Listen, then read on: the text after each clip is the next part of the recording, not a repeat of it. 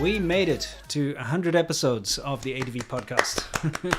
Thank you very much, everybody who's joining us here today. We have a very important one for you. We've got a lot of things to discuss. Don't worry, it's not all doom and gloom, but we do have a lot of very, very important things to go through. Of course, we always do. 100 episodes, though. I feel like that's it's a time for celebration. Yeah. We did have a huge thing planned that I think you guys are going to really love. That being said, it still hasn't arrived yet because we're waiting on a connection from the beloved country of China to actually get us this item for us to use it for you guys. Very, very special item. So it's going to take a little while. We don't know when. Well, there's all these supply chain disruptions and so on. So as soon as it comes, we'll have the celebration and we'll just do it anyway. Speaking of celebration, I wanted to say thank you to Emmanuel Turnen for the very, very generous donation. Incredibly generous. Really appreciate it, Emmanuel. And we are very excited that you could join us on our 100th episode. Yeah, so fantastic. So let's saunter right into it with what's new. This is where we talk about what's new in China, what's happening. And right hot off the press right now, as we were preparing for the show, the call between President Biden and President Xi. No, President Xi. Oh, sorry, not President. Why am I saying President? Chairman, dictator Xi. Has just. We're not trying to be pedantic here. Has just been declassified, and people are reporting on it. So, what's the rundown? So very simple, actually. I don't know what we expected, but I feel like a lot of people thought that this emergency call to Xi Jinping was going to make China's ambitions more transparent. Well, at least that's the Biden administration, I should say, America in general, the West in general, wanted to know what the hell they're doing here. Yeah, what their side, what side they're on when it comes to the Russia-Ukraine invasion. It's a war. You got to pick a side, right? Like, especially if you're going to throw your nominal support behind something, which China's done behind Russia, or at least the Russian leadership. So we've seen a situation, both Winston and I, where China's been incredibly two-faced about this. And China has said, we support Russia, we support Putin, we support their regime, we support what they're doing, but we're also not going to say we support them. We're going to pretend like we're taking some weird nuanced approach. We're going to be the mediators of peace. And what we saw from this call was the Biden administration saying, there's going to be massive consequences if we find out that you are militarily helping Russia, because Russia did in fact reach out and ask China for military aid in this war. It's not going as planned. They're running into a lot of problems facing Ukraine and all the weapons that they're receiving from the West. So they said, hey, China, we don't know what they specifically asked for. Could have been food, could have been clothes, could have been weapons, could have been whatever. But if the Biden administration was very clear, they said if you support Russia in this conflict, then you're screwed. Sanctions, it's going to be massive consequences, whatever. The response from Xi Jinping was not any more clear than we've been from the beginning. It's exactly the same. He basically said, we want peace and we respect borders and stuff. That's all. Interestingly enough, he said, we want to improve America and China relations, all that bullshit jargon you hear all the time. The mediators of peace. We don't want this conflict. You know what they didn't do is they didn't condemn Russia. Correct. And they didn't say what Putin's doing is bad. That's the real takeaway here is that Xi Jinping said nothing except he didn't condemn Putin. He didn't condemn the war, per se, from Russia's perspective. He didn't call it an invasion. He called it a conflict. And there was no conducive conclusion. So they did nothing. They didn't change their position. No. It is what it is. They still support Russia, and it's very obvious, because if you're not going to condemn the actions of Putin in Russia, that means you support them. Right. Simple. And the real takeaway here is that because they didn't make that distinction or declaration, it really lays bare what their ambitions are here. Fairweather Friend's going to wait until the last second before those real threats of sanctions are on the table. They're actually there before they kind of pick a side. Sure. But the really important thing that you guys have to understand is that you have to see through this, and we're going to prove to this in our Soft Power Hour why. I'll prove to you guys why. Yeah, we'll talk about this a little later. But anyway, the call. I just wanted to sum it up by saying that the American side has no position on whether it was a good call or not. There's no conclusion. Whereas the China side started reporting on it right when it happened, like right when the talk started. Chinese state media started running with it, and they said it's productive, it's been great, like blah, blah. They're using this as some sort of soft power back home to say, like, look at how amazing Xi Jinping is, amazing diplomat. How strong we are, and our relationship with the US is totally fine and all that. Okay, back to this. We are starting to see we're going back to the COVID thing here, guys. I did a thing on my channel this week. Right now, China's in massive lockdowns all over. Lots of big cities up in Dalian, the whole of Jilin province, an entire province, has been completely sealed off. Shenzhen's under lockdown. Shanghai's under partial lockdown with especially international flights coming in and out being blocked. And it's crazy. I've been getting messages, and even in the comments section of my video, if you want to look, if you can sift through all the Wumao and the Russian bots, there are actually a whole ton of people telling their experiences about how they are locked down. And it's different, even in the same city. It's different on the district you live in, the housing complex you live in. Some people are being tested daily. Some people are being tested every 2 days, whatever. But it's a very big inconvenience. Some people are completely unaffected in certain rural areas. Some people are even more affected and have been stuck in for weeks. Some university students have been stuck in their dormitories, 4 people to a room. They're not allowed to shower because the showers and stuff are outside. So they're not actually allowed to leave the dormitories to go and shower. So imagine how bad that must be, You're stuck, 4 guys or whatever in a room for days and days and days, and the only time you're allowed out is to go get tested. It's crazy. So it's terrible. But now the blame game starts. Maybe you can explain what's being said there. So state media, this came up on like a QQ newsfeed. I looked through some state media stuff, and what's happening is through the local like blog channel type stuff, which is still state media, by the way, but it's kind of allowed to like foment and go around and like basically spread around, and people share it like social media. Or they're saying that whatever cases are in your area, so let's say in this case Chongqing, they're not from Chongqing, they're from other provinces. Do you remember when this happened in the beginning of COVID? Everyone blamed Wuhan, everyone blamed Hubei province, right?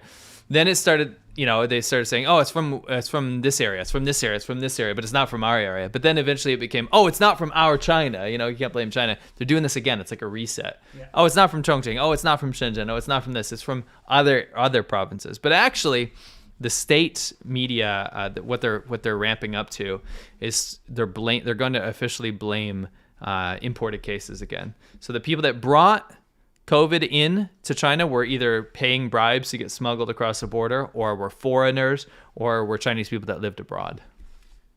They really are ramping up this idea that COVID has been smuggled back into China, because now they're offering up to 1 million RMB in rewards for people that can lead to the arrest of people that have snuck back into China. Because it's so draconian right now. There are so many Chinese people that just want to get back in for whatever reason. They've been locked out of the country for so long, and they don't want to. Well, first of all, they're not allowed to come back in. And those that are allowed to come back in, it's an incredibly stringent quarantine process, and it's expensive and all that kind of stuff. And it's a big, terrible thing. So what they want to do is sneak back in. So they literally go to certain parts of China where the border, there's like a little river or something, and they swim across and all that kind of thing. So now they're offering massive rewards for anyone that's caught doing that. So you can rat out your neighbor if you know that they did that, and you can earn up to 1 million RMB.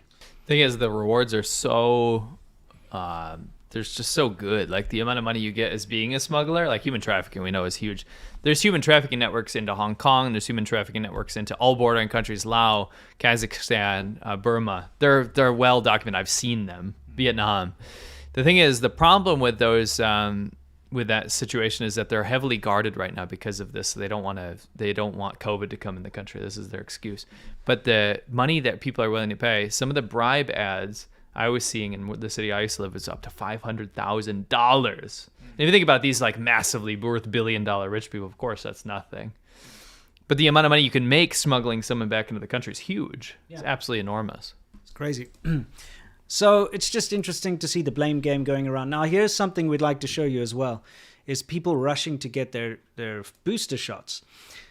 Now, okay, this is incredible. But can we just point out the tape real quick? Oh, yeah, the cable management on the wall there is just amazing. Let's use packaging tape. Anyway, take a look at this undulating mass behind us for a second here.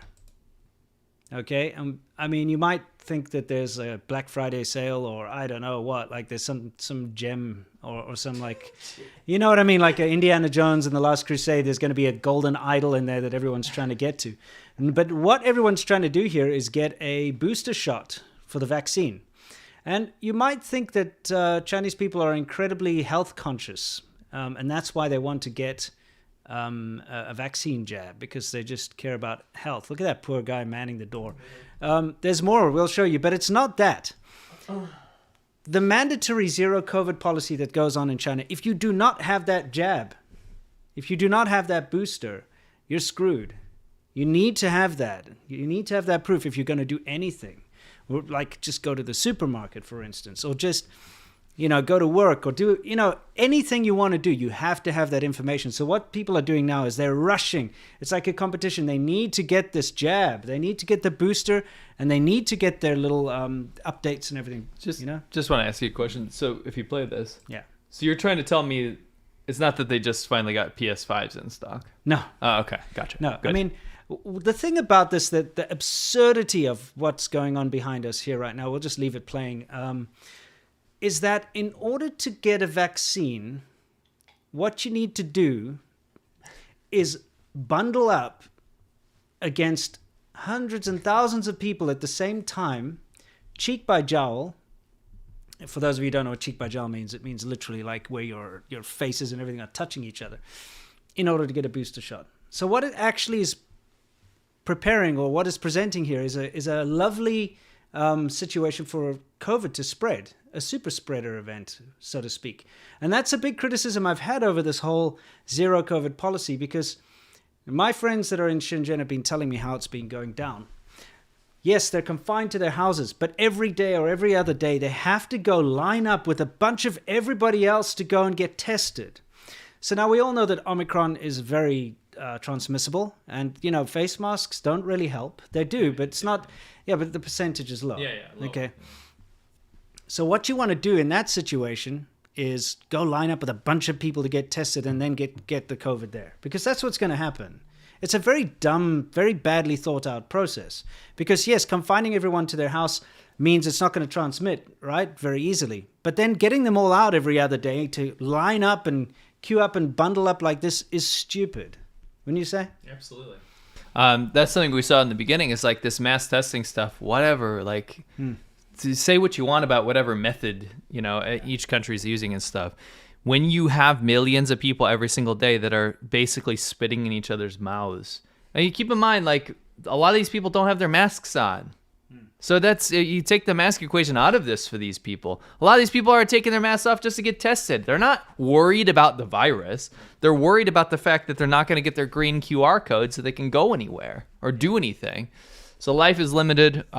Huge lockdowns. Again, we're going to see what happens with this policy. It's absolutely insane, though. What's happening now, though, is that finally we're starting to see inklings of the government kind of mentioning that, maybe this isn't such a great idea. Okay.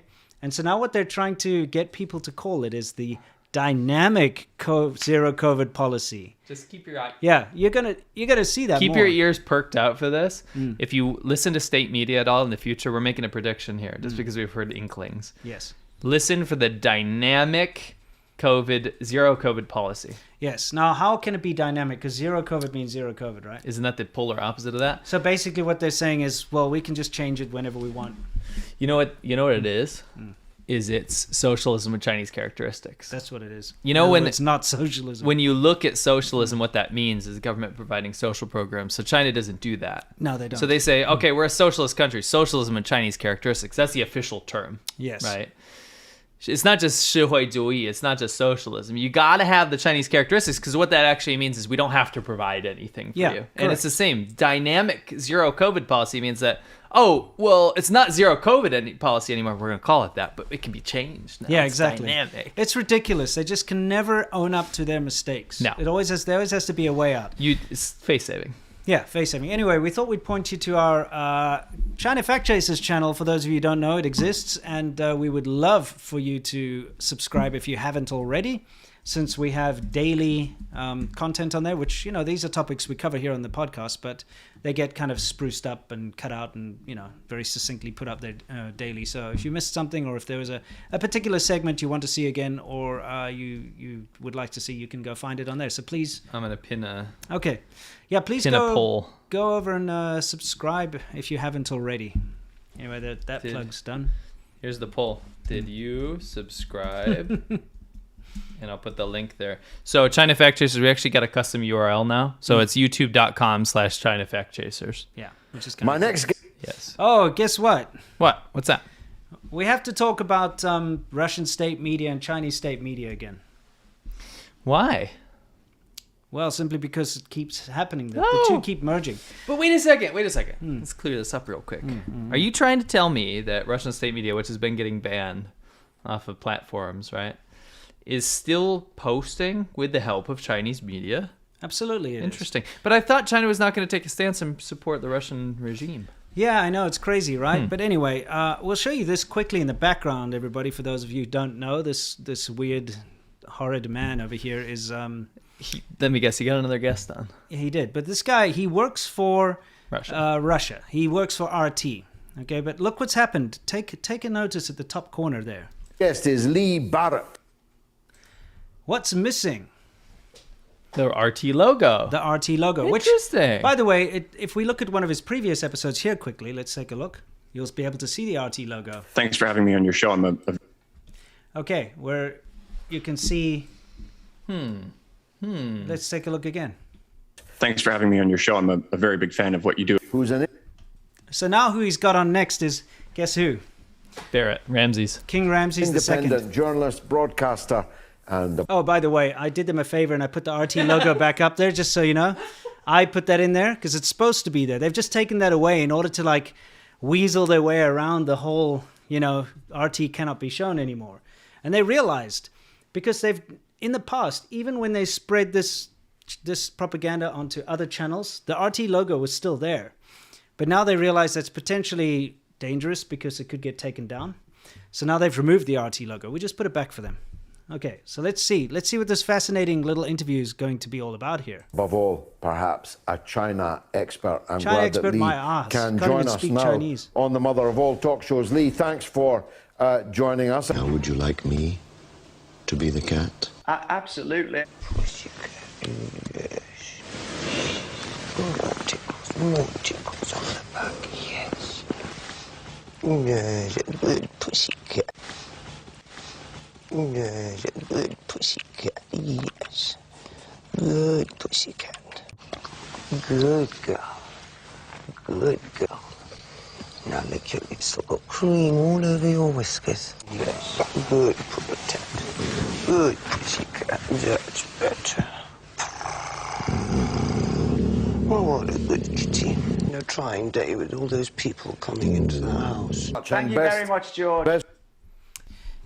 Yeah. So I can't believe... Okay, so this is what, the fourth or fifth time now that this Russian state media has had a paid China sycophant, like a CCP sycophant on their channel. That's the thing. What is this? Oh, we didn't take a side. What is this?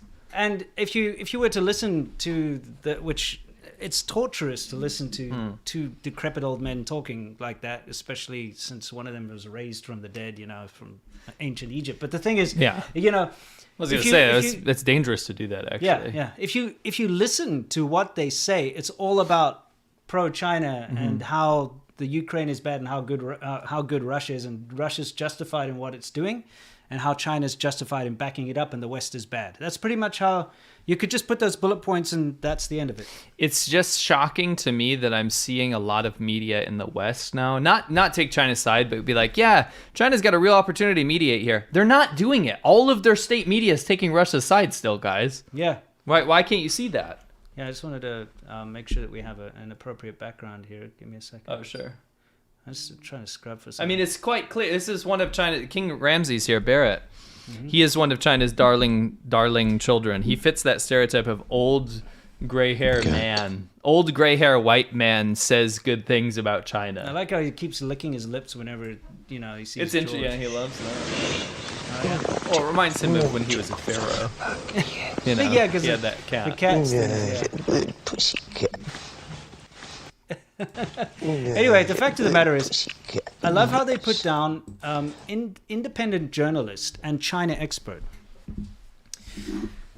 Well, you cannot be a journalist in China without a journalism visa, which he doesn't have. He's not an independent journalist, number one. And if he is, he shouldn't be allowed to do it. Because you cannot be an independent journalist in China. And China expert, he is not.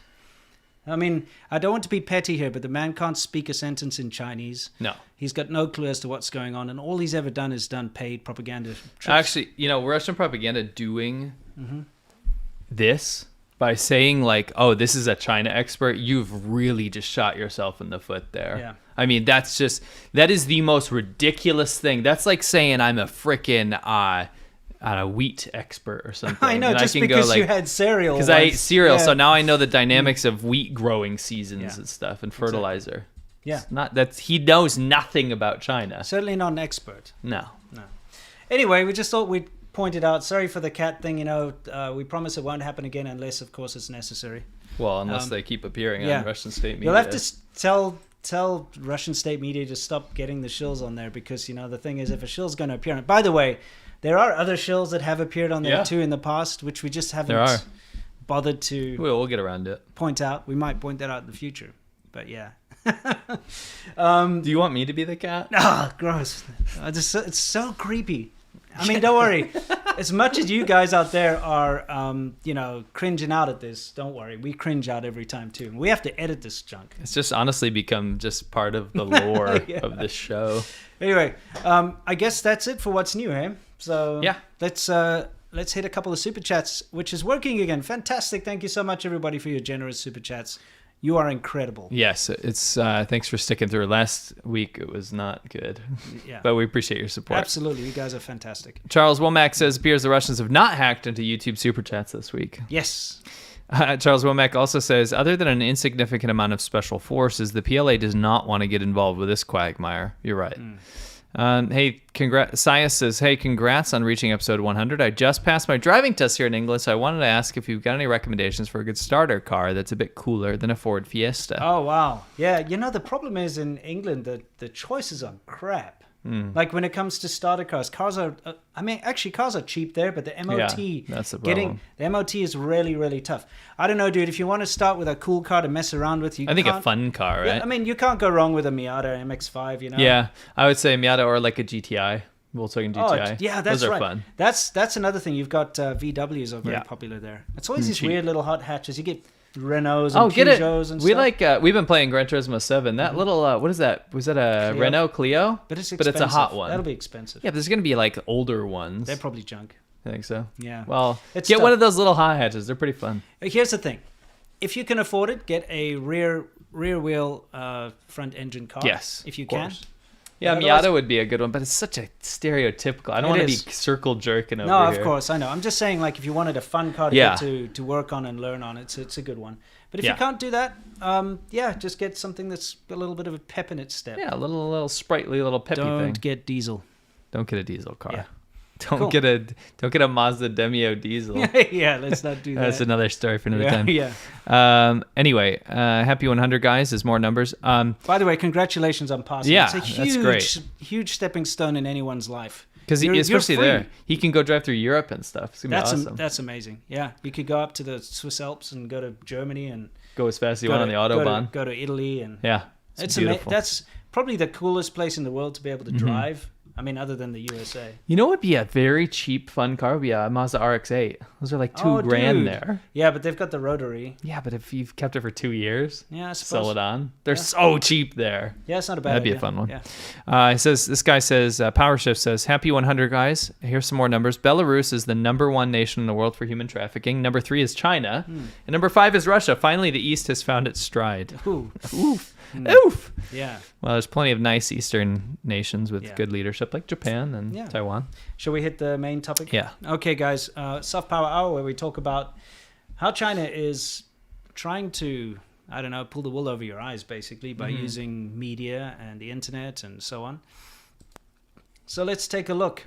You know what we've been receiving over the last, I'd say, 2 days. Yeah. Is a lot of people telling us, oh, look, China's finally changed its tune. They're finally backing Ukraine. Oh, look at this. Does this mean they've shifted their narrative? Why are people saying that?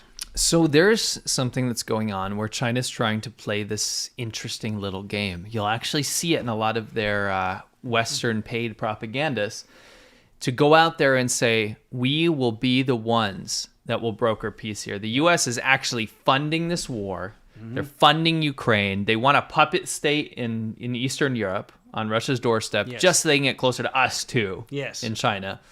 So what we're going to do is we're going to say, Ukraine, we respect your sovereignty. We don't think that any invasion is good. And Russia, your invasion is justified. That's fine. We have nothing to do with it. Do whatever you want. We respect your national security risk. Yes. They're literally having their cake and eating it too. Mm. And the rest of the world's saying, well, I don't understand. So what China does is they say, well, let's clear up the air. Now we're going to start airing, which they don't do this, by the way, start airing Russian losses and Ukrainian losses on state TV, on state media, almost as a dog whistle. To go out there and say, yeah, we're reporting on this. We're not saying that there's no invasion. We're not saying that Russia is good for doing this. We're showing the human loss here. Well, what they're showing is they are showing like civilian casualties. Yeah. But okay, here's the real kicker. They have, from the beginning of this entire thing, when it kicked off, have been demonizing Ukraine and demonizing the West and demonizing Ukraine as a puppet state. Yeah. Demonizing Ukraine as being full of neo-Nazis, etc., etc. Now think about it like this. And you, if you'd watched my videos and our videos, you'll see how they've been brainwashing the children about how Ukraine has all these nuclear warheads, and that's why the US wants Ukraine so that they can attack Russia and China and stuff. Yeah. So think about it. Your little children and everyone in the newspapers, everyone through the news has been hearing about, okay, Ukraine is neo-Nazis, and Ukraine is terrible, is a puppet state of the US, Ukraine has nuclear warheads, they just want to attack Russia and China. So when you start to see a couple of civilian Nazis that have been killed, you're not going to care. That's the whole thing. It's like now that we've made the position clear that Ukraine's bad and the Western puppet, we can show a couple dead civilians because people are going to be like, well, so what? It's kind of like if you were to show in the height of World War II some German civilians being killed, and you'll be like, oh, well, it's just dead Nazis. Yeah, that's exactly what it is. It's like I said, it's this... it's a dog whistle. Yeah. It's like, look at how fair we're being. We are just like Western media that we show how bad war is. Yeah, right? but they still don't condemn what Russia's doing. No. They're still not saying this is bad. What Russia's doing is bad. Correct. They still haven't taken that official stance. No. So what I did, because this is what they're doing right now, right? Yeah. Xi Jinping's going out there now officially. Now we can say officially saying, we just want peace, blah, blah, blah. We're not going to declare this an invasion, but we're still going to say we love peace. We don't like interfering in countries' internal affairs. Yeah. But you know what actually is happening is if you go... What I did was I went on Chinese social media over the past few days. Okay. And I've been taking inventory. And what I was doing was trying to see if this dog whistle stuff, this stuff that's on Chinese CCTV, like the front page stuff, is indicative of public sentiment. Because we always have to remember that public sentiment in China is directly related to what the party wants them to think. And I'm not trying to undermine people's individuality. What I'm saying is that no dissenting opinion is allowed. Yes, so the opinion you see on the internet is the only one that is allowed by the government. Correct. So I went on social media sites. I went on Weibo, I went on Kuaishou, and I went on Douyin. So Douyin and Kuaishou are kind of like TikTok. Great representations of what the public opinion is, especially in the younger group. And then Weibo as in the kind of general swath of information around China. Yeah. And I would say for every pro-Ukraine sentiment I found, there was 1,000 pro-Russia ones. Absolutely. In that I saw maybe 3 in support of Ukraine versus thousands and thousands of media pieces supporting Russia, particularly the Russian army, the Russian invasion, wishing the best of luck to Russia. Putin. Wishing the best of luck to Putin, talking about how amazing Russia is and how they're eternal brothers and friends. This is recent. The idolization of Putin has been insane. Like I'm reading things like, women writing like, Putin just made me instantly ovulate. Yeah.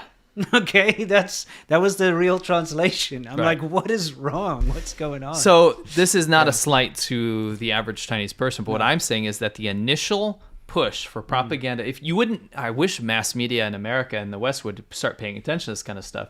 The initial push of pro-Russian propaganda in China is continuing domestically in China, and it is the official response that China backs Russia entirely in this situation. And you're supposed to think, and we're constantly seeing this, that China did not take a side. Yeah. And so let's go through some of this stuff. Okay, so what do we got here? This is just part of the... At a daily press briefing, okay, the so Chinese... here is the official statement. Let's see what our favorite wolf warrior, Zhao Lijian, has to say about this. Sure, let's take a quick look. Foreign Ministry said Beijing's position remains consistent and that it continues to call for peace. It says media outlets should play a role in achieving this, instead of what it calls adding fuel to the fire. Yeah, just wanted to put that in there. Yeah. Okay, everything this guy says is a projection. All right, let's take a look.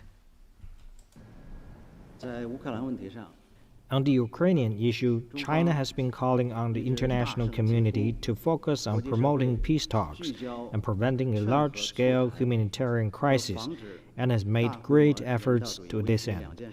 China has put forward a 6-point proposal on easing the situation in Ukraine and have taken concrete actions. In the future, China will continue to provide humanitarian assistance as needed. So it's interesting to see China's official response, because actually in reality we thought this cartoon kind of... This is a good cartoon. If you take a look, for those of you who are listening, it's basically got Putin in a tank, and Xi Jinping is filling the tank up with petrol or gas, whichever country you come from, and releasing a peace dove through with the other hand, with an olive branch. It's this double-speak nonsense that they do. They really are backing Russia 100% financially and through trade and everything, but at the same time propaganda. And propaganda. Yeah, they are pushing the Russian propaganda to a local Chinese audience. And at the same time, they're saying like, oh, we just want peace. Because you are supposed to be fooled by this. It's something that's making... We don't even want to cover this necessarily anymore because of... There is so much attention on the whole Ukraine crisis, right, and the invasion. We understand that, right? But we're getting slapped in the face over and over again with blatant lies from the Chinese state to say over and over again that they have nothing to do with this, and they have so much to do with it. Everything to do with it. It's pure projection, right? It really is. And that's Zhao Lijian himself saying it. Yeah. I mean, at least he's admitting he's projecting. Yeah, exactly. And that's what we see over and over again. In fact, we'll have a great example of projection coming up here. Yeah. Once we get past this amazing cartoon, which is a great representation of what's actually happening. Political cartoons can have a lot of weight behind them. Yeah. We still have to do that episode on China's political cartoons. Oh, we have to. They're amazing. This is a long one. It's a long one. You really put this one in there. There we go. So, here's what happened. This dude in Ukraine, Chinese dude, he's a software developer. He's a software developer. He goes, why can't I talk about what's happening? Why can't I condemn the invasion? Because at least from a diplomatic perspective, at least the Chinese state has always said we don't get involved. We absolutely value sovereignty. Yeah. That's why they say, oh, we own Taiwan. It's ours. Sure. So you have to value our sovereignty, right? So a lot of Chinese people are confused. They're like, well, then why are we supporting Russia invading a sovereign country? Yeah. Right? So this guy spoke out about it. And let's look at his original comment. Yeah, we have to look at his original post was right in the beginning. I posted this video on my channel. What happened was, right in the beginning, the Chinese embassy was saying like, hey, fly the Chinese flag because then you'll be protected and whatnot. And the Chinese internet went crazy.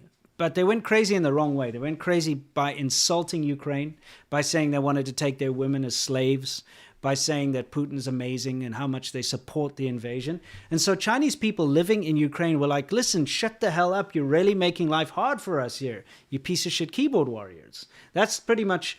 we're going to play this out because what this guy says is important. We'd like you to take a look. So let's play this out quickly. This is his original post right in the beginning when all those horrible keyboard warriors were going on about let's take their women as slaves and stuff. 我是吉贤，中国人，北京人。这本护照是马其顿使馆发的。轰炸刚结束，我在奥德萨，灯开着呢。不像你们说的他妈的灯都不敢开，我们跟个老鼠似的，整天躲在地下室。我就特别不理解了，这个普京派兵过来打这么开心，这儿中国人在敖德萨呢，在乌克兰呢，你们的大使馆在基辅呢，中国人在基辅呢，俄军好打自卫战，那我请教一下，哪个国家的自卫战是上人家首都打去的？因为现在普京那哥们儿已经代表不了所有的俄国人了，我的同事里俄国人、乌克兰人都有，俄国人没那么支持普京，你们比俄国人还支持普京。打了一场什么仗？还他妈说我是不是美国人给我钱了？我他妈明天都快死了，我他妈在乎那点钱？老子今天捐钱了，给守军，那帮人捍卫我的生命呢。我不管是哪国人，首先我他妈是个人，我尊重生命，人有权活着，我们不害怕，我们愤怒。好好的上着班过着日子，导弹他妈飞过来了，就在我办公室边上。你们支持不管哪一边啊，我希望你们站在生命的那一边。那个老百姓不希望打仗，那些守军他是我同事，他是程序员，他是我律师，他原来是老师，他现在为了保卫他妈他孩子，他拿着枪他保卫这个呢。他不用说保卫土地，他保卫他们家这房子，这房子是他拿钱买的，他爷爷传给他的，凭什么被你炸了？就这么简单，跟北约没关系，老百姓就想让这能过日子就行。这他妈的打仗呢，让人消停点啊。Okay, I think it's important for us to do a very quick, sum up for those who didn't understand that. But basically what he was saying was, why are you supporting this war? What are you doing? He's addressing Chinese people. Yeah, Chinese people. Like, what is wrong with you? There are Chinese people here. The Chinese embassy is here with Chinese people in it. Yeah, everyone's human. And yet you want this war to go. It's not a defense of anything. What kind of a defense happens in another country's capital? Right. You know? Right. He's basically... It's logic. Yeah, he's just being logical about it. And he says... of course, the netizens, the Wumao, were accusing him of taking American money to make these videos. He's like, what the hell? I just want to live. I don't care about money.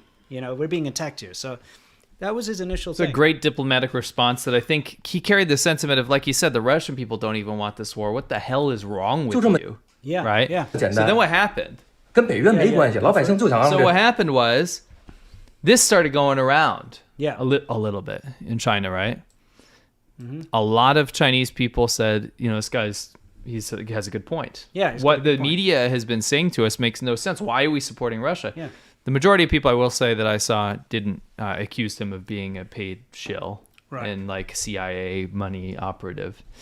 What happened was his entire speech got scrubbed. Of course. Completely wiped off the Chinese internet, and he was not very happy about this and quite confused. So let's see what his follow-up was. Well, also his social media accounts got shut down. That as well, sorry, yeah. Completely scrubbed. Yeah. So, you know, this was his response. Let's take a look. It's important. 3月17号星期四，基辅时间晚上10点半。我是吉贤，我还在奥德萨，我还活着呢。今天战场的情况，守军在逐一的收复失地，我们已经看到了胜利的曙光。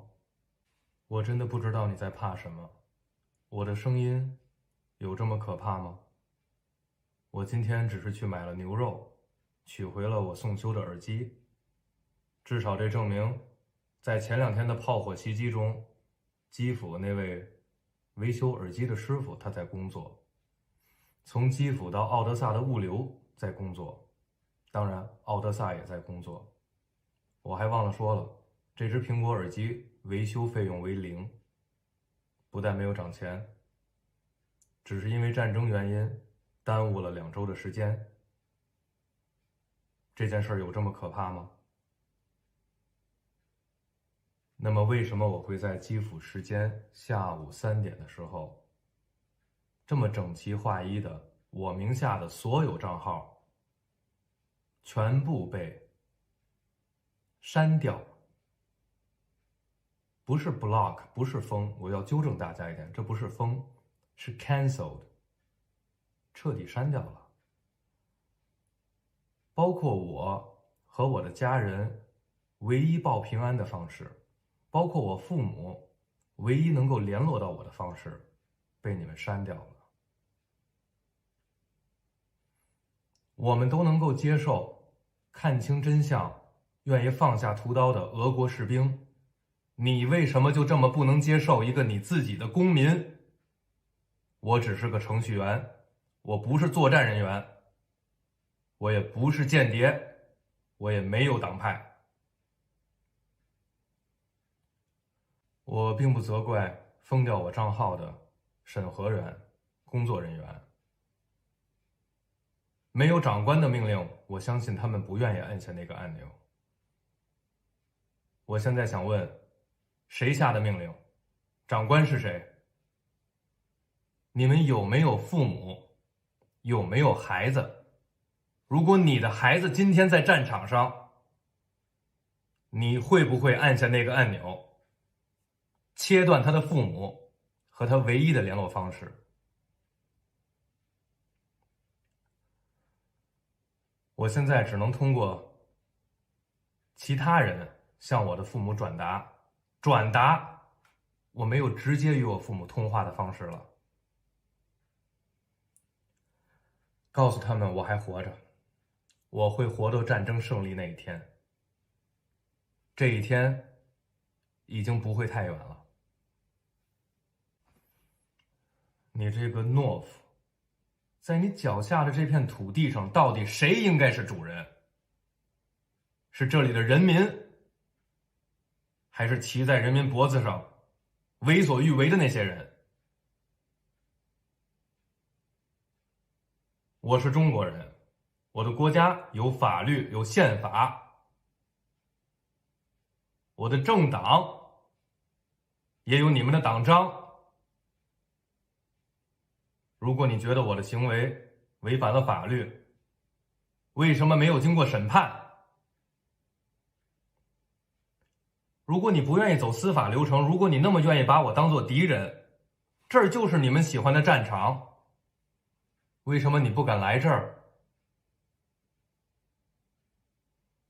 为什么要对我的父母施加压力？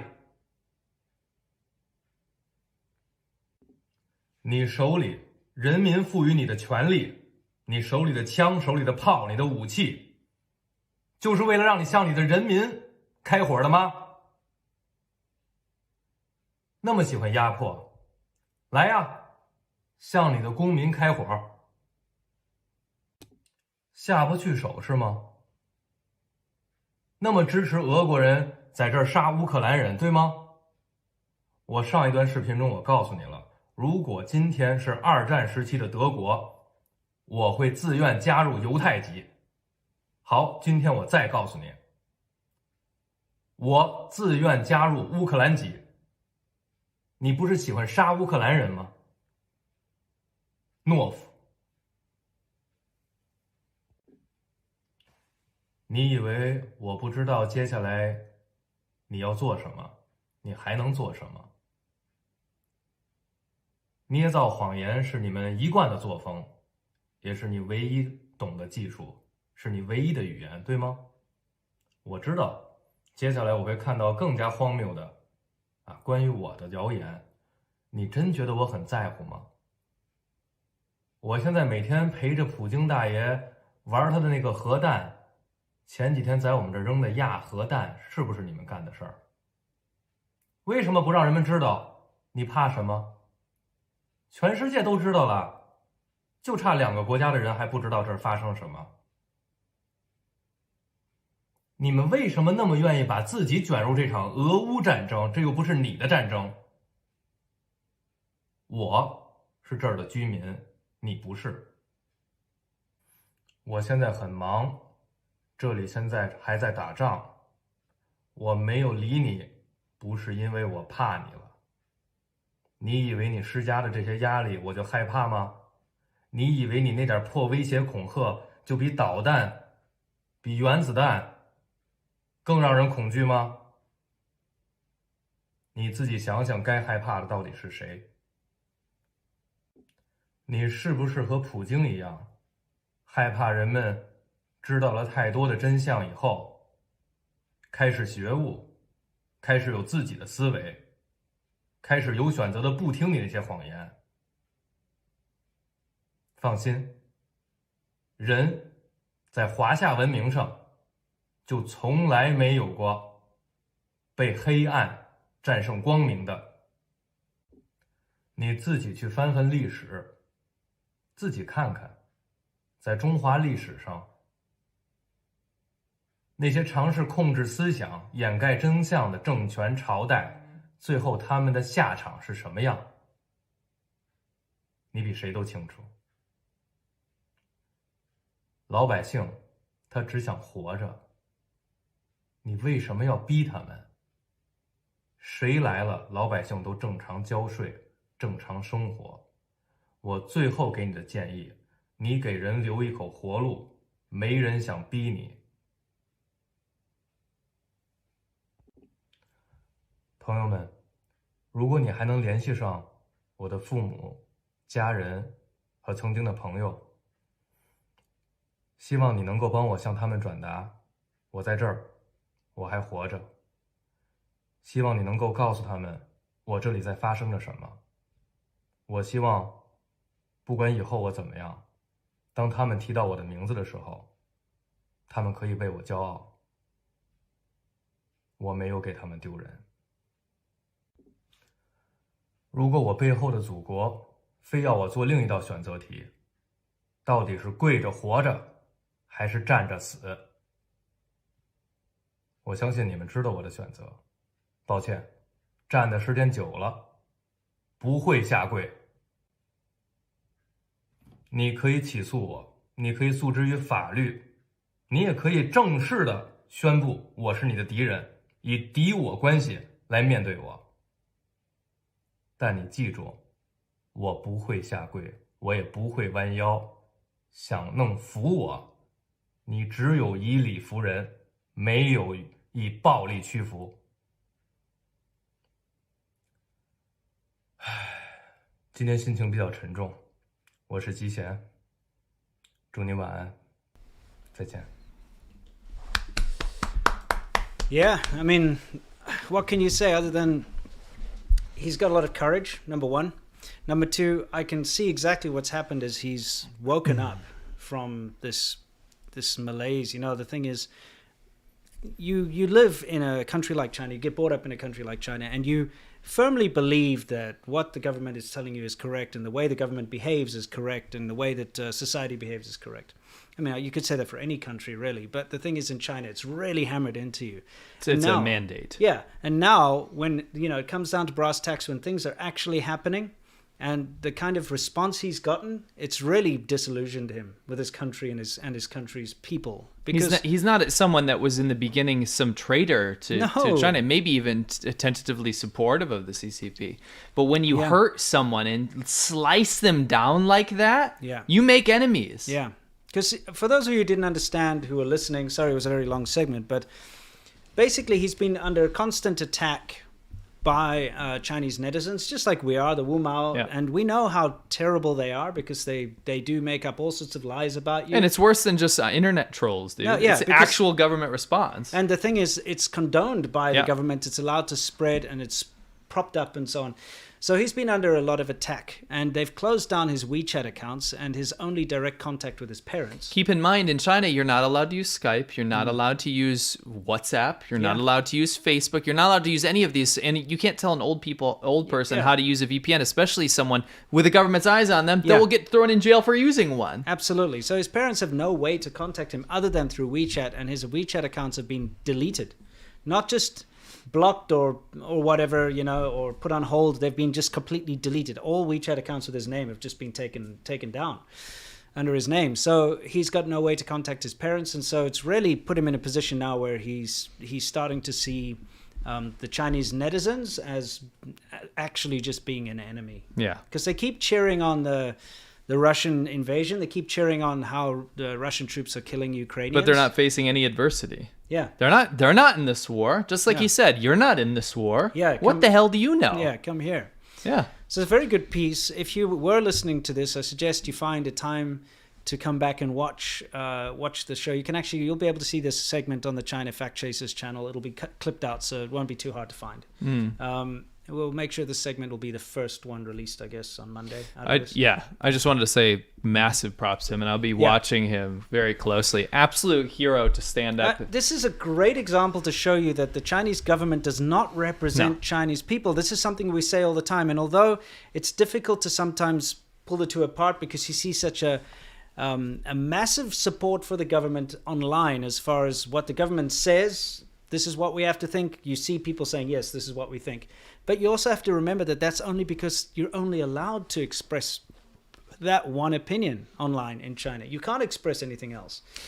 You know, his whole segment deserves an entire breakdown at some point because, like, I loved his speech. It's obviously better if you speak Chinese and understand the language he's using. But when obviously there's some very, like, gets your heart pumping and gives you chills moments when he's calling people cowards and things like that. Saying that to the Chinese government is insanely brave, by the way, as a Chinese citizen with a Chinese passport. But the fact that he joined the Ukrainian military effort, is fascinating to me because he's a resident of that country. Yeah. He was able to separate the fact that, yes, I'm Chinese. Yes, I believe in my country. Yes, I love my country. But I live here and there's an illegal invasion happening. So I'm going to help the good guys, right? Yeah. Simple logic. And then gets shut down for doing that. What does that tell you about what I was saying? When the Chinese government's official response is we haven't taken a side and we're taking a peaceful approach, we're mediating, then why the fuck did you just shut down a citizen of your country who was just telling the world what was happening in Ukraine at the moment? Yeah. Why did you cut him off? That is the stupidest thing you can do in terms of blowback. Yeah. Because this message will find a way somehow inside of China. Well, it just proves they don't care about their citizens abroad that are in a conflict like this, and that their narrative and the support of Russia is more important. Yes. You know? That's more important to walk this impossible tightrope that they're trying to do so they don't get sanctioned by the West and then also support and profit off of Russia. They're willing to villainize and actually just delete their citizens. Look at how bad their response was to evacuate their citizens out of Ukraine. Yeah. Taiwan, it took forever. They said, oh, it's too hard. We can't do it. Taiwan was totally fine. Yeah, just got them on buses. Yep. The buses had the Taiwan flag on it, no problem. But meanwhile, the embassy was like, fly the Chinese flag. Then they were like, no, don't do that. That's a bad idea. Don't fly it. Russia. Yeah, exactly. Don't do it. People might, have a problem with that. And then they were telling like students, like single women that, just find your way to the border. Just take a train or something. And they're like, there are no trains. There are no buses. Like, I don't have a car. War. How am I going to get to the next town to get a train or whatever? They're like, just find a way. They sucked. And it just proved to, I think, it woke up a lot of Chinese citizens that were in the Ukraine, first of all, that this wolf warrior fantasy of, what's that guy's name again?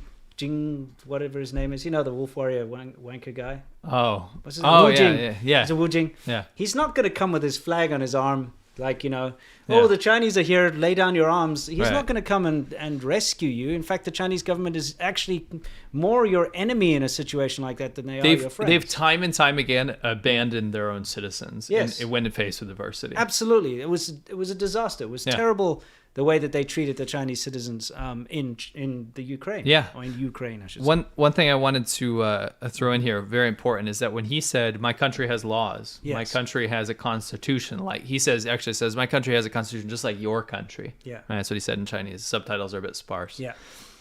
It's very important. What he actually means by that is we have all of the framework and these things that you would assume to make it a normal country. Yes. It's all there to make it appear like it's some sort of, country that's meant to be taken seriously. But in reality, where was my trial? Yes. So we have a judiciary. We have all these things. We have all these elements. But where's my trial? Yeah, if they're going to accuse him of something and then delete all his social media, they didn't give him a trial. There was no trial. He didn't go to court for that. They put pressure on his parents. All of these things. We know this personally. We know this because we lived in China for over 10 years. And we've dealt with this. It's arbitrary. It's arbitrary bullshit. It's never rhyme or reason. It's if they decide that they want to go after someone, they'll do it. You don't get to go to court. Nope. You don't get to have some sort of fair, independent judiciary. No. You get screwed over if the government has decided, and they will take action. There is no rule of law, and you have to understand that goes beyond diplomatic relationships with different countries. We're talking about business here. Yeah. Every single element of, if you're going to deal with the Communist China legal system, you are subject to their arbitrary rules. You are subject to the fact that there is no rhyme or reason behind stuff. So you have to understand you're going to get burnt whenever it comes down to brass tacks. Yeah, absolutely. Right? So anyway, the EU leaders have just gotten hold of some very reliable evidence. Maybe you can read about it. What we'll do is in the background, you can just see some random, Chinese military tat. So this is quite important, actually. The U.S. officials recently, they had mentioned that they got pretty reliable information that Russia was requesting military aid from China. And again, we didn't know what actually that aid could be. But unfortunately, a senior EU official also confirmed this, and this is brand new information. The EU leaders have very reliable evidence that China is considering providing military aid to Russia. So before it was a request. So U.S. intelligence said it was a request. EU intelligence now, or EU officials are now saying that they're considering it. So we're on the next step, where they're trying to find a way to skirt sanctions, to skirt these laws. And I think that's kind of what elicited this emergency meeting or phone call we just had with President Biden and dictator Xi, is that the reason that they had that was because we need to get some sort of understanding about where China is actually going to play their next card, how they're going to play their next card. And it says, we're concerned that this is from the EU official. We're concerned about the fact that China's flirting with the Russians. The EU will impose trade barriers against China should Beijing proceed with Russia's request, as this is the only language Beijing understands. And I can completely agree with that. It's the same what we heard from Biden as well. There will be massive consequences if you decide to go forward and do this. Now, the problem that me and Winston have, I think you'd agree with me, is that what method of support will they choose to take? Maybe it won't be public. Maybe it'll be something on the black market. Maybe it'll be something through another country like Iran. Maybe it'll be through another conduit, because China does this all the time. And we have personal proof of this. Yeah.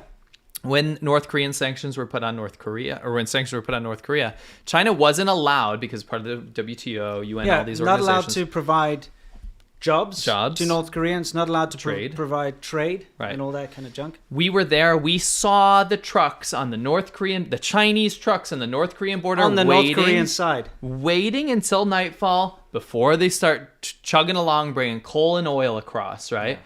Number two, providing tons of employment opportunities for the North Koreans that were working in China. We actually did a whole big segment where we filmed some North Korean women dancing with us and all that in a North Korean restaurant. Yep.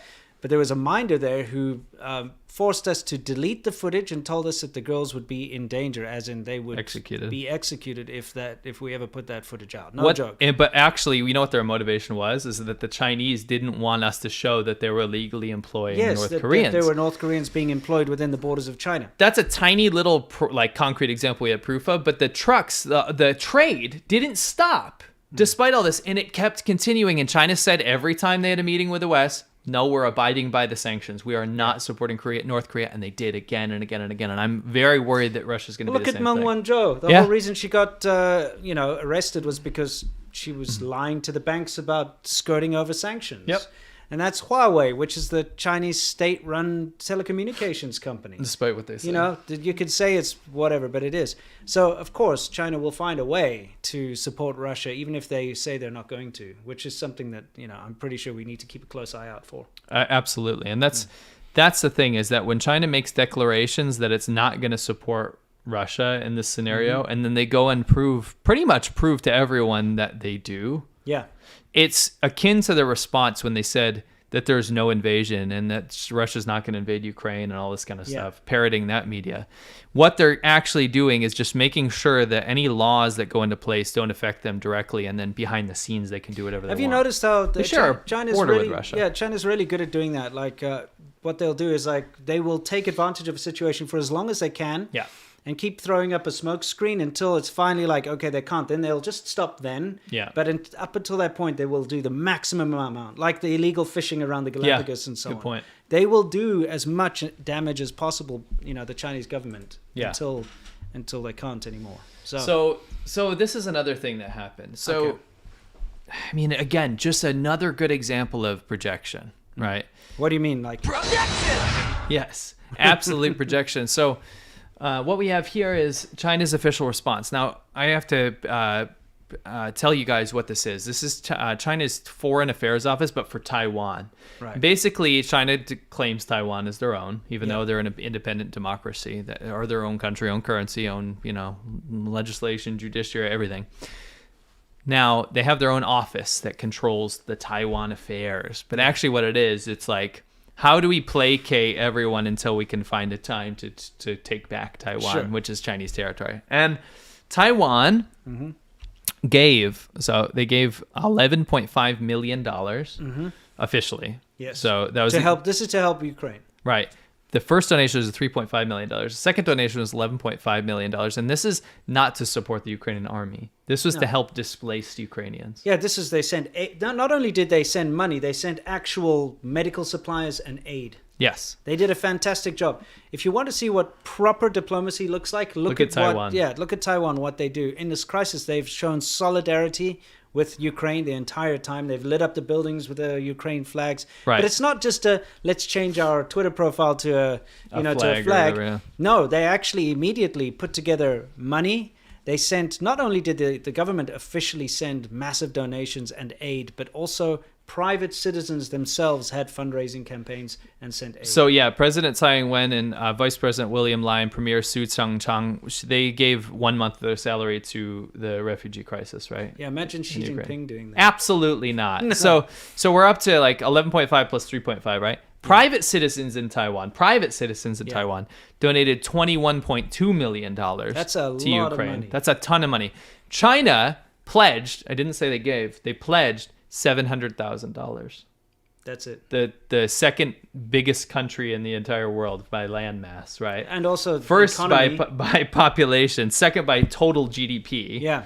Donated pledged to donate $700,000. So they didn't do it. Yeah. Taiwan went 25 times that amount. Yeah. Right. Totally. So I want to show you what China's absolute inane response to this, official response to Taiwan with humanitarian aid was. Okay, let's take a look. 台湾问题和乌克兰问题有着本质的不同。那么最根本的不同在于，台湾是中国领土不可分割的一部分。台湾问题完全是中国的内政，不容任何外来干涉。民进党当局借乌克兰问题刷存在蹭热点呢，完全是乘人之危，意在谋独。他们借政治操弄对抗、制造敌意的图谋是不会得逞的。So wow. they quite literally blamed Taiwan for donating millions of dollars to humanitarian aid. Yeah, they said Ukraine. Taiwan is taking advantage of this for clout. This situation to get political clout. So by sending aid to help those in need, that's Taiwan being crappy and taking advantage of this situation. In other words, you can now say that China's official stance is that giving aid to people in need is bad if it doesn't serve our purposes. It's disgusting. They would rather Taiwan not have sent a cent so that they could then stand a little taller and say, look at how crappy Taiwan is compared to us. You know what that is? What? I think that's projection. Oh, you're right, it is. Projection! Absolutely guilty. Put her up on the screen. Yeah. Zhu Feng Lian. You know what you get? You get hit with the accusation of projection. Yes, because what you're doing is you're projecting the fact that China did almost nothing. Yeah. In fact, was only a detriment to the people of Ukraine. That's correct. Only getting in the way of every single country that is trying to say, let's declare this invasion illegal. Let's actually do something about this and dissuade Russia from killing civilians in Ukraine. China stands up and says, nope, we like this. And not we'll only profit that, off of it. when it came to like signing all those resolutions and so on, they abstain. Go to the next slide. Right. 那么最根本的不同在于， Oh, I can't stand this woman's voice. You don't need to play her anymore. Yeah. Let me just get She's a new kid on the block for our channel. We haven't played her before. Mm-hmm. So you know what, guys? China officially says, we don't take a side. We think that Ukraine is a sovereign nation. We won't get involved. We just want peace. Then why the fuck are you doing this? Yeah, seriously. exactly. Part of my language, what are you doing then? Why are you lying to the whole world? Yeah. Because you've stood in the way of canceling the vote on the humanitarian resolution of the conflict. Yes. So why? If you want peace, then why did you stop the humanitarian resolution? Yeah, I know. It's awful. So, this is China's true colors. Once again, you cannot ever listen to what the Chinese government says. You have to look at what they do. Yes. And what they do is always the opposite of what they say. Right. Okay? They're not some peace brokering middleman in this situation. They are helping the war and the invasion. And you know what? And I don't want to throw anyone else under the bus for this, but the people that are trying to tout China as the peace-loving middleman here, right? And I could name names. There's YouTubers that are working for the Chinese government that are pretending like they haven't taken a side. You are responsible for prolonging this war. Yeah. You are. I'm not trying to be like, oh, you're guilty, I'm going to lump you in with this stuff. You are. You know how quickly this would have been over if in the beginning China had actually just condemned it and with the rest of the world signed the proper UN, agreements and not gotten in the way and not supplied Putin with a way out. Yes. The sanctions would have worked. Yes. Okay. Not only would the sanctions have worked, but pressure from a neighbor like China would have made Putin think twice. In fact, the invasion wouldn't have happened. It was encouraged. The meetings that they had beforehand, the fact that the Chinese government told Putin, wait until the Winter Olympics are over before the invasion begins, means they had knowledge of it, means they knew what was going to happen. They had the opportunity to broker for peace back then. They didn't take it. They allowed this war to happen. So it rests on their shoulders. The responsibility rests on the shoulders of the Chinese government just as much as it does on the Russians. The Chinese government is pure narcissism incarnate. Yeah. Everything to their benefit, and they will play every side until they get what they want. And that is right now to get scot-free out of this whole situation, being able to profit from the Russian invasion while avoiding sanctions from the West. Correct. Mark my words. That's exactly what's happening right now. Yeah. What do we have next in the slide here? This lovely... Probably more situation. Projection. Oh, you think so? A little bit more of this? I love this. Yeah, so do you much. like that, by the way? We shout just out whipped to, that together. Yeah, shout out to the guy that helped us make this. The guy who made it. We're keeping him secret for now. Yeah. What do we got over here? Would you be surprised to know that China, the country that's supposed to not be taking sides in this, actually had some cyber attacks against Ukraine, the Ukrainian government? Of course they would. Well, but I thought they didn't take a side. Nope. So this might be intelligence gathering, but I mean, aren't you supposed to stay out of countries' internal affairs? Why is everything they do just absolute lies? Yeah, well, and everything hypocrisy? they say. Yeah, that's what I mean. Yeah, it's the way it is. That's unfortunately how communist governments work and always have worked. Yeah, sure. You can say whatever you want about, other governments around the world. They suck too, but communist governments suck more. They gun suck, you know what I mean? Yeah, so we just wanted to show you, how China keeps saying, no, we didn't. I hate to keep saying this. We didn't take a side. We don't support Russia. We don't support Ukraine, whatever. Then why you keep pumping out state media? Yeah, what state media is constantly trying to justify the invasion. They keep going down this Biolab thing, which we discussed last week. This is 6 hours ago, though. Yeah, they're still pushing it. Let's see what did yeah, they just do? play it. Okay, so this speech from her. This is state media, by the way. State media. You will love this. This is just rich. It's rich and overflowing with hypocrisy. Okay, let's take a look. The more one tries to hide, the more one is exposed. As the COVID-19 spreads across the world, the U.S. immediately shut down the Fort Detrick biochemical weapon base when they were called to investigate the U.S. labs. Nearly 2 weeks into the conflict, the cloud of war in Ukraine has not yet dissipated, and a new round of outbreaks has broken out in various places. Biochemical weapons, if properly developed, will surely become a sharp tool in war. No one is looking for war and chaos, and those biological laboratories shouldn't be hidden in the dark. One might say that's a perfect example of... I mean, come on. Yeah. The more you're exposed.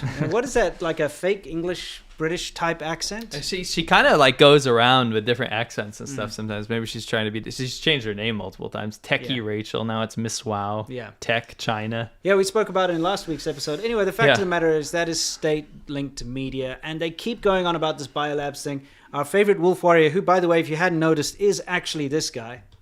Where is it? Sorry. It's this guy. Jolly Jin. Mm-hmm. Jolly Jin.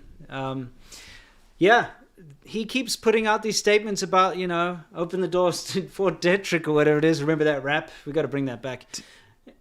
Yeah, can you play her first sentence again? Sure. I think that just want that to ring true through the annals of history, so people can remember what Chinese state media said. Her like mystical like. Let's do her it. mystical quote. Okay. The more one tries to hide, the more one is exposed. It's like, is that not projection? That is massive projection. That's exactly what China's done with the whole COVID outbreak. The whole thing from day one. Yeah. That face filter that she's using is ridiculous. Look how big her eyes are. And her hair is very large. And her chin is very sharp and weird. Wow, it's a ghost. Because you can see what she really looks like. When we were doing research, she doesn't look like that. That's ridiculous. No, that is the typical ghost face filter that everyone uses. Yeah, it's funny. Anyway, yeah, it's just projection, as we all know, and that is Chinese. Might as well throw him another one. Oh, we'll throw another one. We're trying it on, trying to find out what situations to use it in. Well, I mean, the fact of the matter is, again, it just proves which side they're on, because they keep hammering this unproven theory that there are biological weapons being developed in Ukraine, and that's why it should be invaded. That's really what they're saying. Now, the labs exist. They've been proven to exist. And remember, they were like, we didn't put that in where Zhao Lijian said we've made our position clear, did we?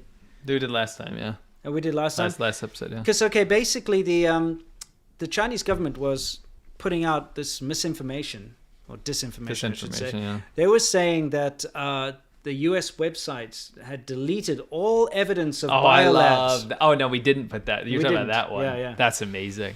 So they basically, that's what they were saying. Put Zhao Lijian in the background and we can just tell the story. Okay, I got to now search for this. No, you have him in here. Search for this clown. Okay, I'll go he's back. He's in the back, like in the beginning of the show. Remember we had him popping in there? Yeah, we do. He's always... Yep, there he is. Okay, there he is. Okay. Perfect. So he's tweeting out that America deleted all the records of their biolabs in Ukraine off their websites. And then somebody pointed out to him, like, what, these records? Because they hadn't been deleted. Everything was still on the website. This is not some kind of hidden secret that there are biolabs funded in Ukraine and other countries. So you remember when I was covering the first outbreak Yes. of COVID, and I said I found this source. Well, at least what they're covering up here. They were deleting all the records of the Wuhan Biolab on their website, and I could just go to archive.org and pull up the old results, which is what I did for my video.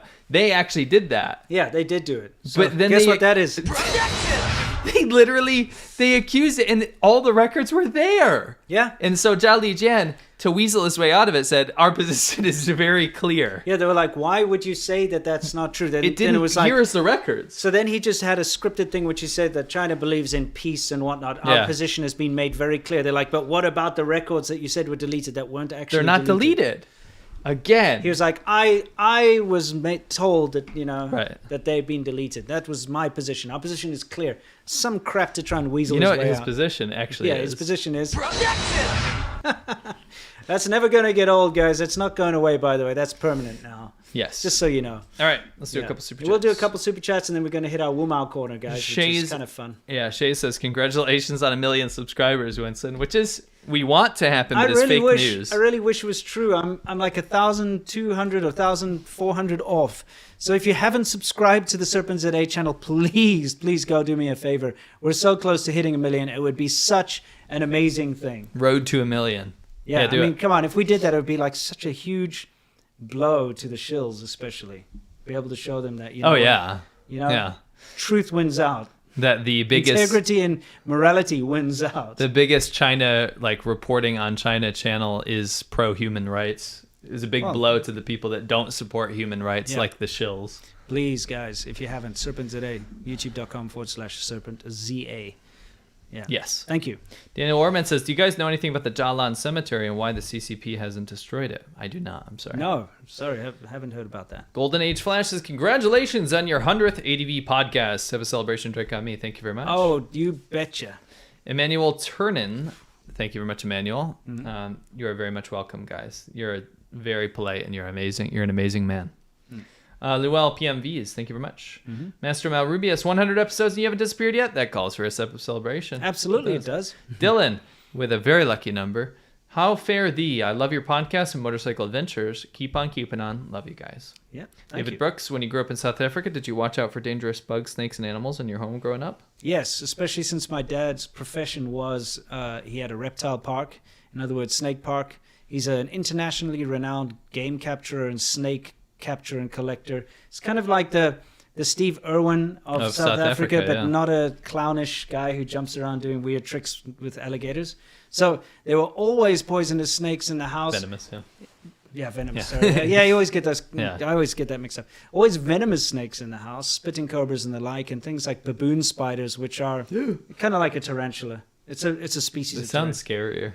That's the thing though. My dad made sure when I was young, he'd take this massive thing and put it on my hand and just say, just don't move and just watch it, don't make any sudden movements. And you get to know that these venomous, dangerous, scary creatures actually aren't all that scary. It's more, if you don't bother them. It's more about humans being the scary ones that make them defend themselves. That makes sense. Yeah. So I can confirm after meeting your dad, he is definitely a real dude. Yeah. He's a real dude. Yeah, he's quite a crazy old man. Anyway, he's a nice guy. He's a good dude. He's got his own channel. It's called Surviving Africa. You can go watch his crazy stories. It's good stuff. Yeah. I read his book. It was great. Doc Slothington says, old Doc here, ready for number 100. Congrats, Thank fellas, you. to 100 more. Thank you very much. Thank you so Doc. much. Yeah. Shane Dunn, to the next 100 guys. Cheers, guys. Jester O'Fools, congratulations on 100. I can't imagine a better source of information to support. Thank you. Panama Chong says, congrats on 100. What's your opinion of Korean food? Absolutely love it. Eat it probably 2 or 3 times a month. Korean barbecue is awesome. Best in Asia, in my opinion. I'm telling Chinese people that's what gets them angry. I love it. Dude, you know what? I got to tell you this embarrassing. too. I got to tell you an embarrassing story. Not for me, but for my subscribers. So I used to meet subscribers quite often in China. Mm-hmm. So this one guy who'd married a Chinese woman, okay, and he was visiting her in China, in Shenzhen. Mm-hmm. Okay, so he met up and he wanted to meet up with me. And she is rich. She's a leftover woman, as they call them there. So she divorced. Yeah, she was divorced, but she had a lot of money, and she was kind of middle aged, in her 40s and so on. So he was in his 50s. So we met, and I took them out, and she'd been taking him around to try all the terse, all the specialties. So especially in Guangdong, when you've got a rich person, they're going to take you to all these swank restaurants and all these really the top-notch kind of specialty foods things. So this guy had been laid on the best because she was government. In fact, when I recorded a video with him together, I wasn't allowed to record her because she didn't want to be on film because she's government and she didn't want anyone in the government to know that she was involved with a foreigner, which is kind of I mean, to me that's a bit insulting. If I was him, I'd be that's anyway, how it works. Fact of the matter is, she'd been taking him to all these high-class, very expensive Chinese cuisine restaurants, especially Guangdong stuff. I took him to a little hole-in-the-wall Korean... Long Hu Fang? No. You don't know that old bit? Not that, no.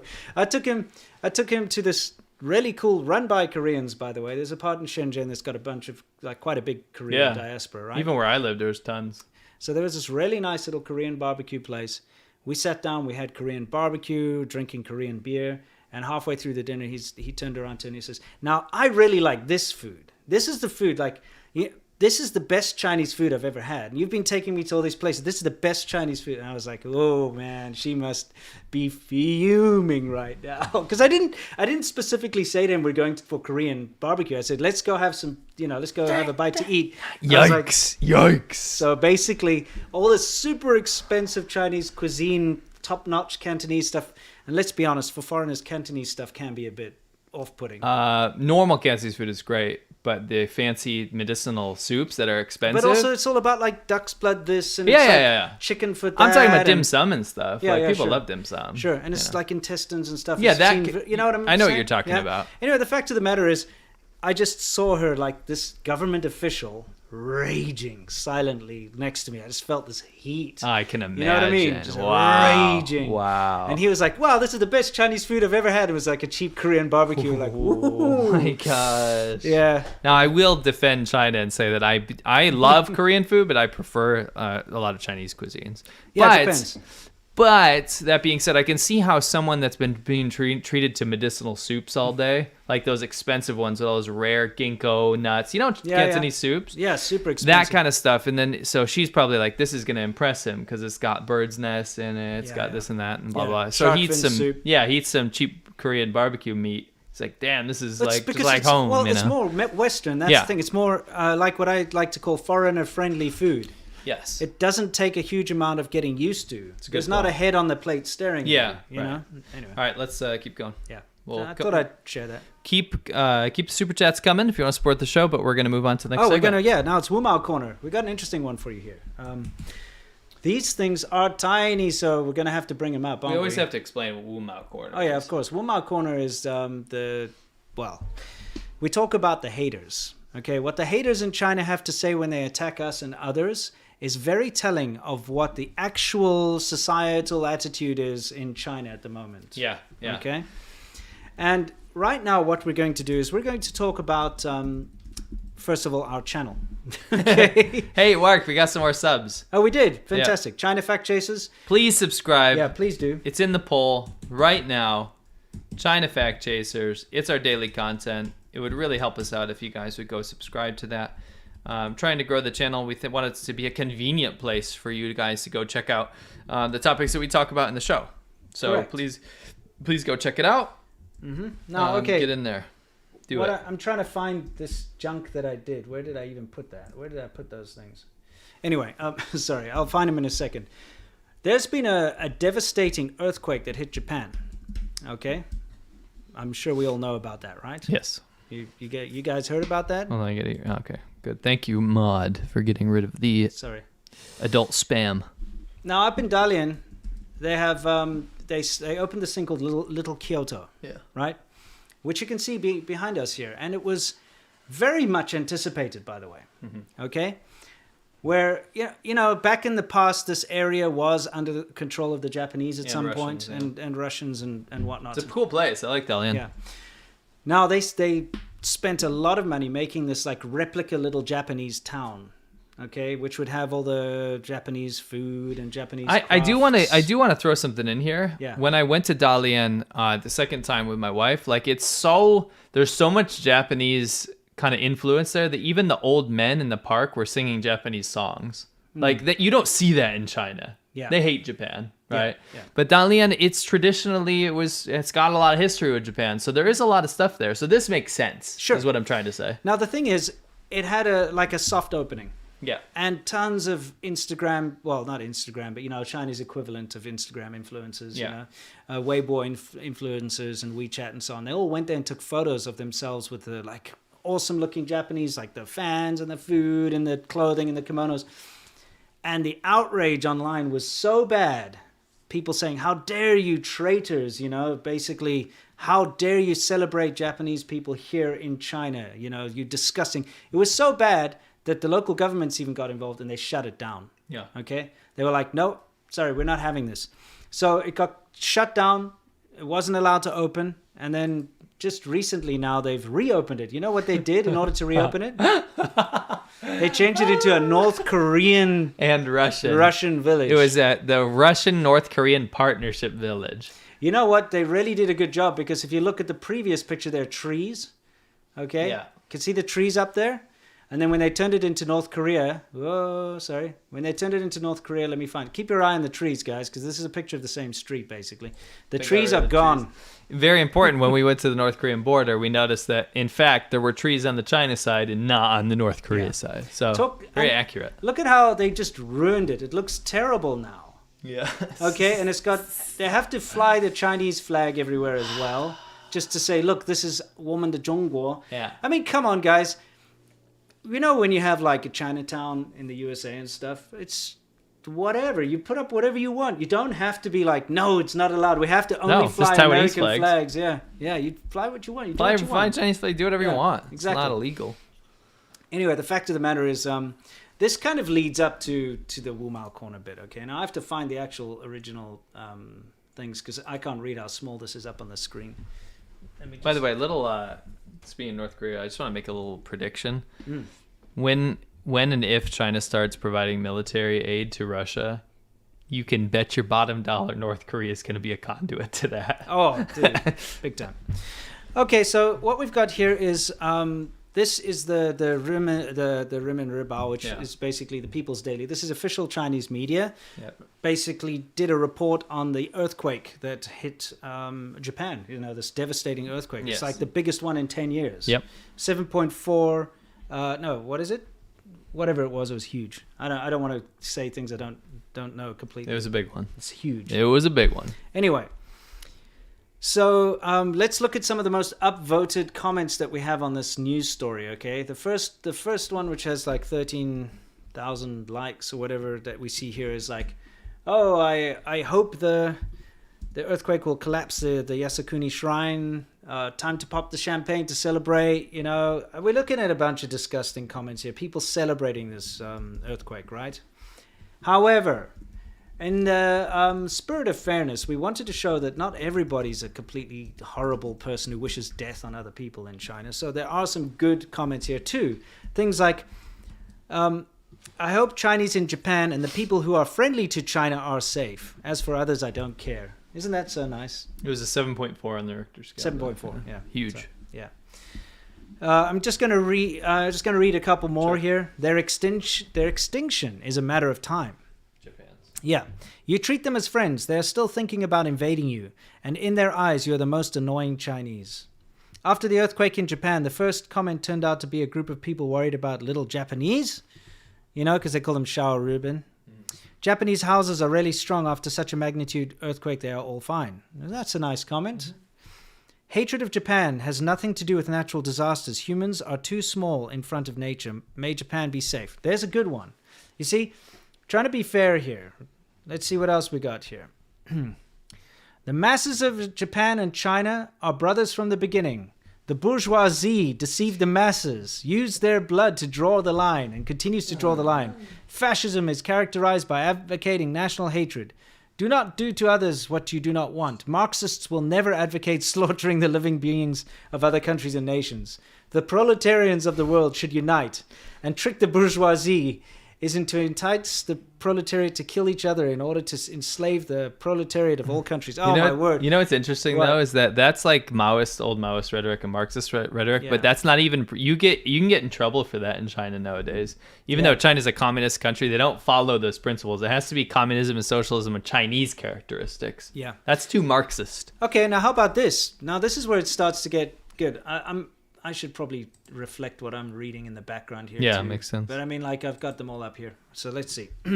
Some commenters don't know that Weibo comments can be easily reported outside of the Great Firewall. Then you will not represent you personally, but the country. So before typing, think with your brain. So that's what's happening now. Yeah, exactly. Guess what, guys? What's happening now? So you see, some of these people are smart here. They're like, dude, we know we all feel this way, but you better not make it too obvious, otherwise people will, see. And then somebody else said, some of the extremes in the comments are really eye-opening. They achieve their own extreme patriotism by cursing others. Good dude. Yeah, that's good dude. Or that was a woman. Yeah, it's a woman there. And then it's like, the more natural disasters there are, the more serious Japan's ambitions to invade and occupy the mainland will be. Neighboring countries must be vigilant. Now you would read that and be like, what is this guy on about? But that's the thing. That's what the Chinese state media pushes all the time. Yeah, it does. It sounds ridiculous, right? Right. It's like World War II shit. Why would Japan want to suddenly invade? So if there's going to be more earthquakes in Japan, they're suddenly going to invade China. Yes. But that's what they've been taught. Right. Isn't it just such a good reflection? Okay, so next is, have you ever thought, here's another good one, have you ever thought that unfriendly comments will be captured by foreign media and reported abroad? Oops. Hi. How you doing, guys? 你们好. Yeah. 同志们好. And after being seen by other countries, your personal words and deeds will be regarded as the words and deeds of all Chinese netizens. At that time, it will cause global anti-China sentiment. Posting these comments makes you happy, but makes others suffer. And now listen to this. Mm-hmm. This is why we wanted to show both sides of this argument. Yes. Is that these awful, horrendous comments get signal boosted, and it does give a ridiculous impression. But there are people in here that are very self-aware of this. Just like that guy we played that's standing up for Ukraine. Yeah. Right? That are willing to say, can you guys just stop? being idiot douchebags. Right? Exactly. It's ridiculous. Next one. May Japan be safe. I do not escalate ethnic hatred. In the early days of the epidemic, both Japan and South Korea donated supplies to my country. Nice. There's a good comment. Okay, and the next one. I think although the Japanese are terrible, as Chinese, we can't just want their country to have an accident. If they bully us, we shall respond by being stronger instead of thinking how to bring down each other. A group of people in the comment section said, let Japanese die. This is not nice. In the face of natural disasters, we as human beings should unite rather than laugh at each other. Otherwise, sooner or later, this will fall on us. Beautiful. But, let's see, is that the last one? No. Okay, obviously, time to pop the champagne to celebrate. You know, that's the problem, is the ones that are getting upvoted are these terrible ones. The ones that get to the top are the terrible ones. That means that there are people that are liking the comments. They're the ones that are saying, yes, it's time to pop the champagne to celebrate the death of the Japanese people because of an earthquake. Let's upvote that one. And it goes to the top, and you're like, what the hell's wrong with everyone? Yes, it does. At that point, it starts to represent what Chinese netizens think because it's being upvoted so much. That's correct, and that's the issue. Yeah. Is that the worst voices get signal boosted. Yes.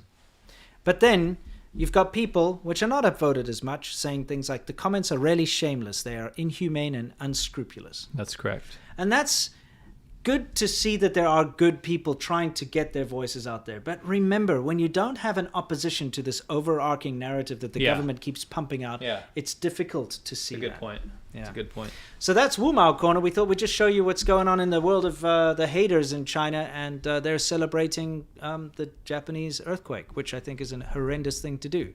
You know, when the Sichuan earthquake happened in China in 2008, when I was there, Japanese reached out and wanted to send, because they've got a lot of experience when it comes to natural disasters, they wanted to send their best earthquake recovery teams and people to help, and the Chinese government refused it because they thought it would make the PLA look bad.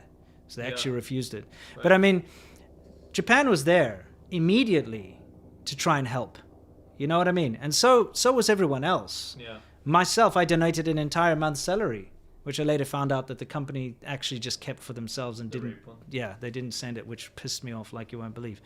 But you know, like a lot of people were there to help. Nobody was like, ha ha, you know? Anyway. I just have to check something. Apparently a NATO plane just crashed. Oh, did it? Yeah. In Norway? I just want to look while you go to the next section. Okay, cool. Well, you know, we would usually answer some super chats here, but that's totally fine if you don't want to. No, we will. Crashed in... oh, that's horrible. Yeah, I don't know. A Greek? No, that's old.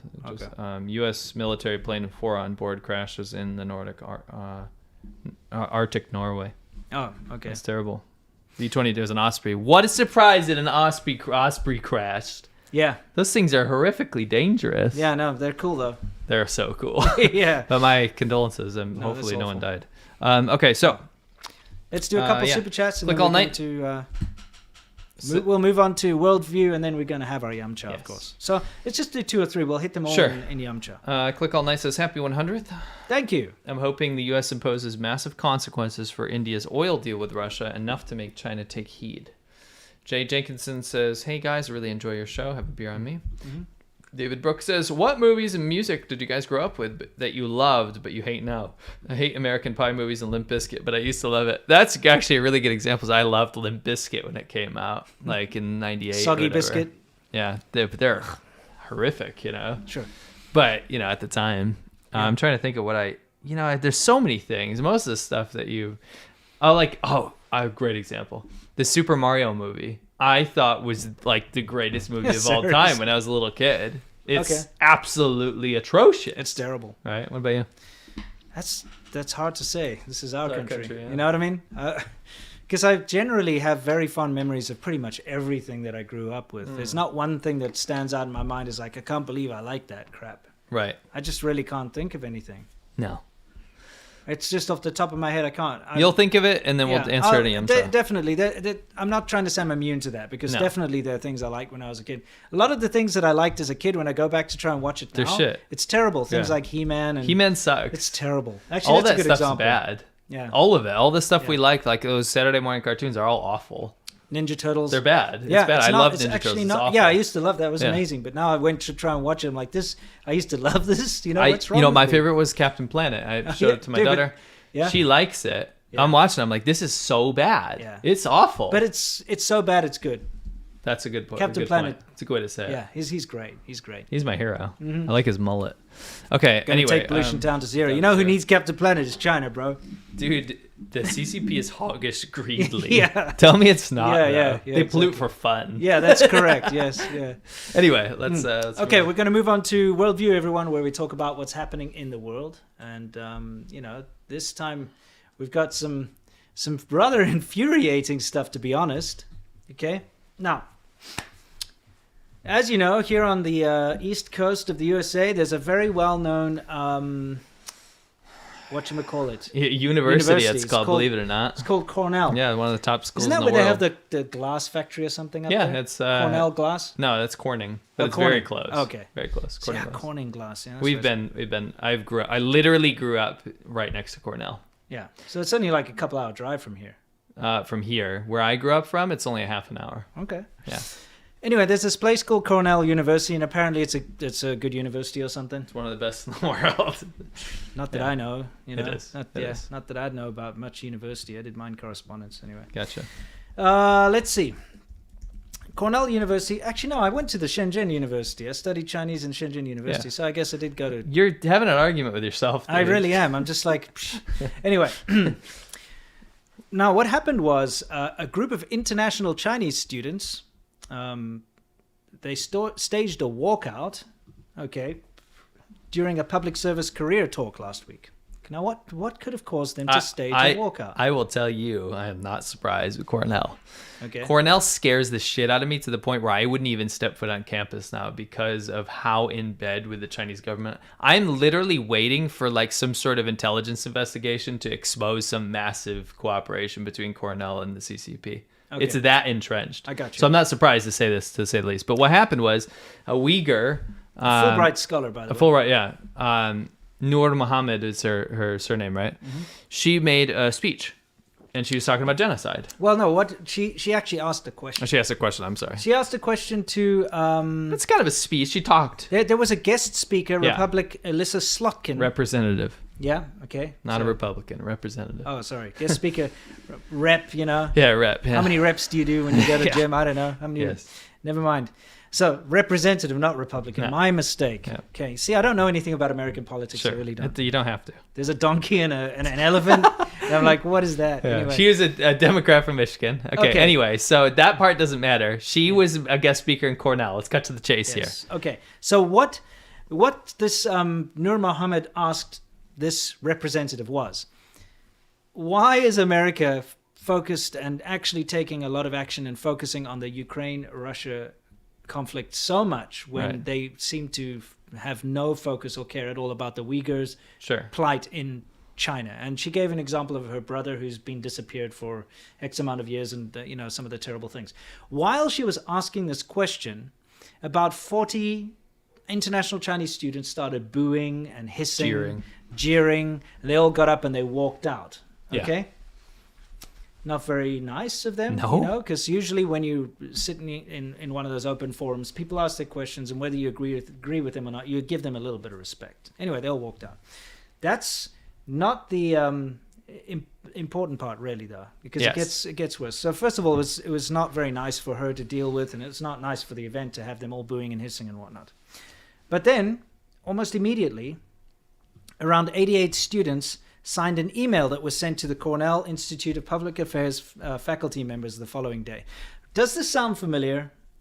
Yeah. Every single time there's like a Uyghur activist or somebody who's talking about free Hong Kong or anything that's not that goes against the CCP narrative, you get a huge amount of Chinese students signing petitions and letters and sending it to the faculty. And what happens usually?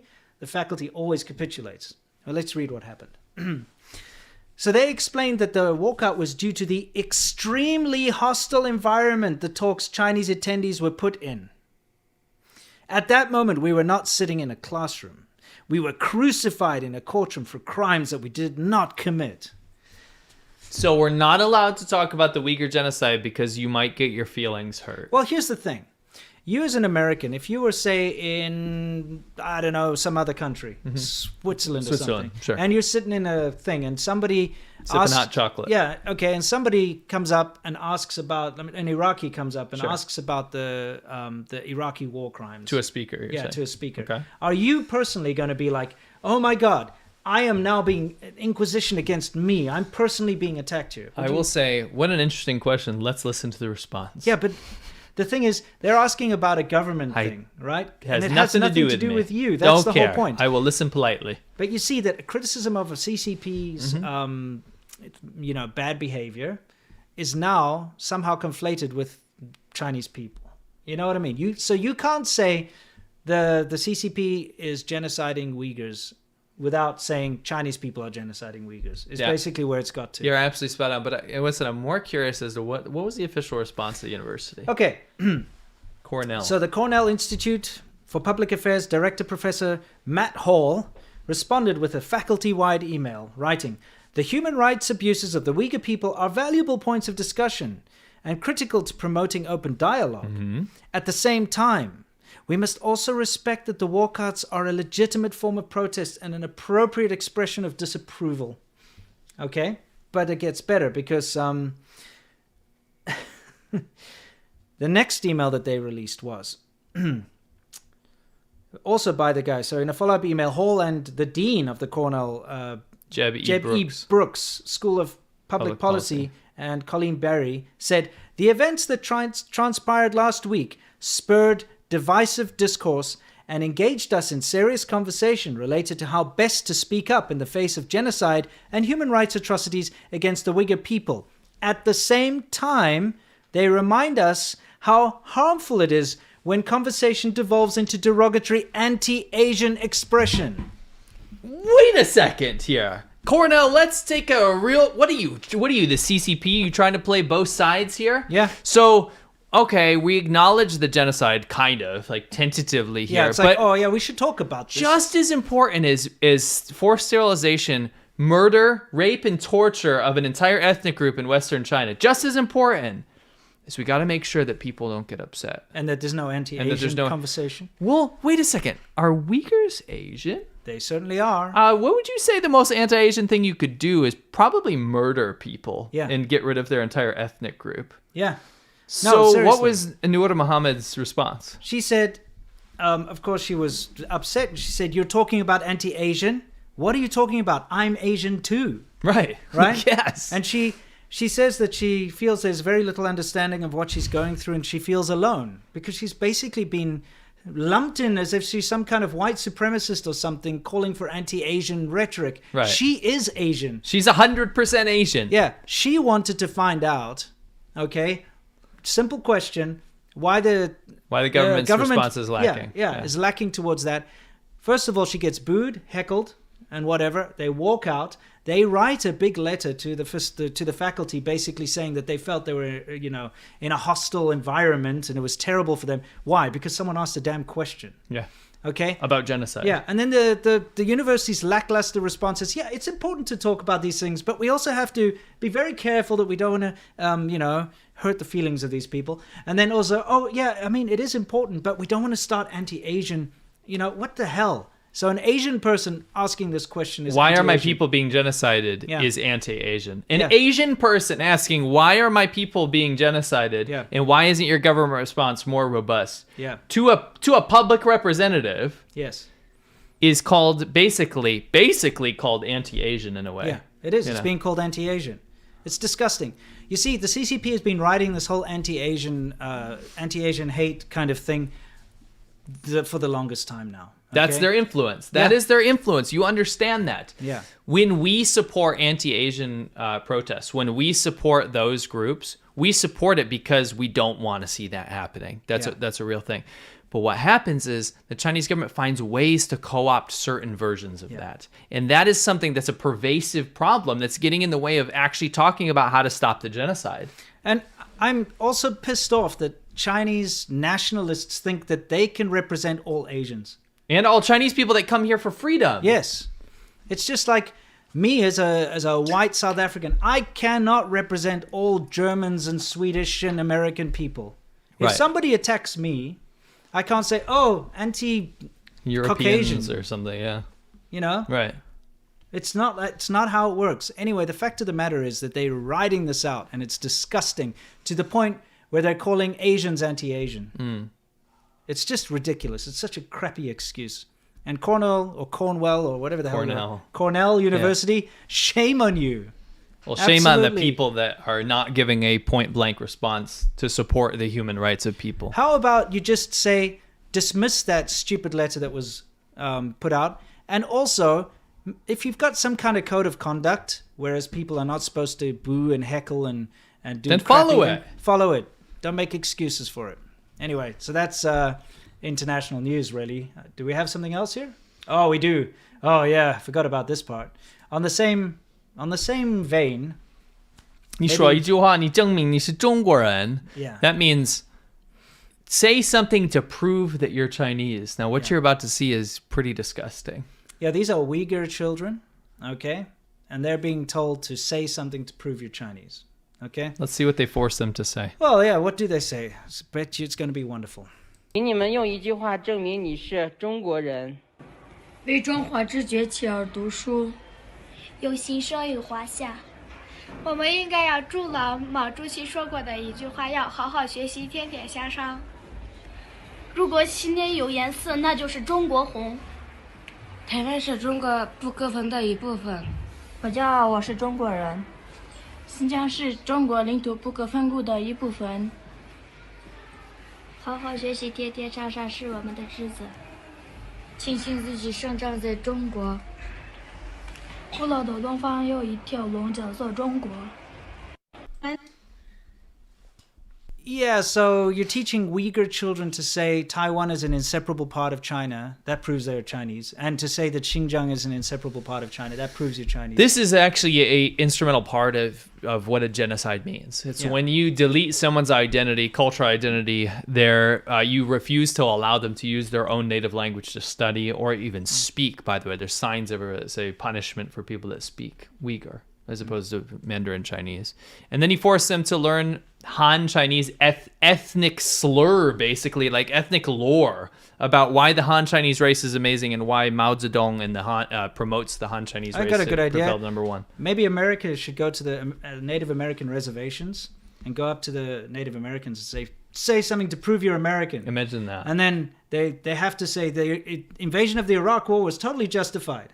I love that the white Europeans colonized our lands. Yeah. Imagine that's what they forced them to say. Saying. Yeah, correct. It's and whatever, man. That's just kind of the way it goes in China. Yeah. It's poor kids, man. I know. It's not correct. Like, it doesn't matter.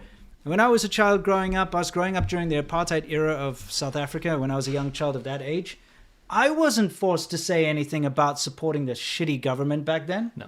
You know, you're a child. You're learning how to finger paint and, read and write and stuff. You're not sitting there saying, like, oh, Taiwan's an inseparable part of China. What the hell? They're not even anywhere close to Taiwan. They know nothing about Taiwan. They don't even know about Taiwan. Yeah, exactly. And then they're forced to say, we celebrate China. Oh, if we're going to celebrate China, it's got to be Chinese red. Like, that's the color it represents us. I'm proud to be Chinese. Mao Zedong said we study hard.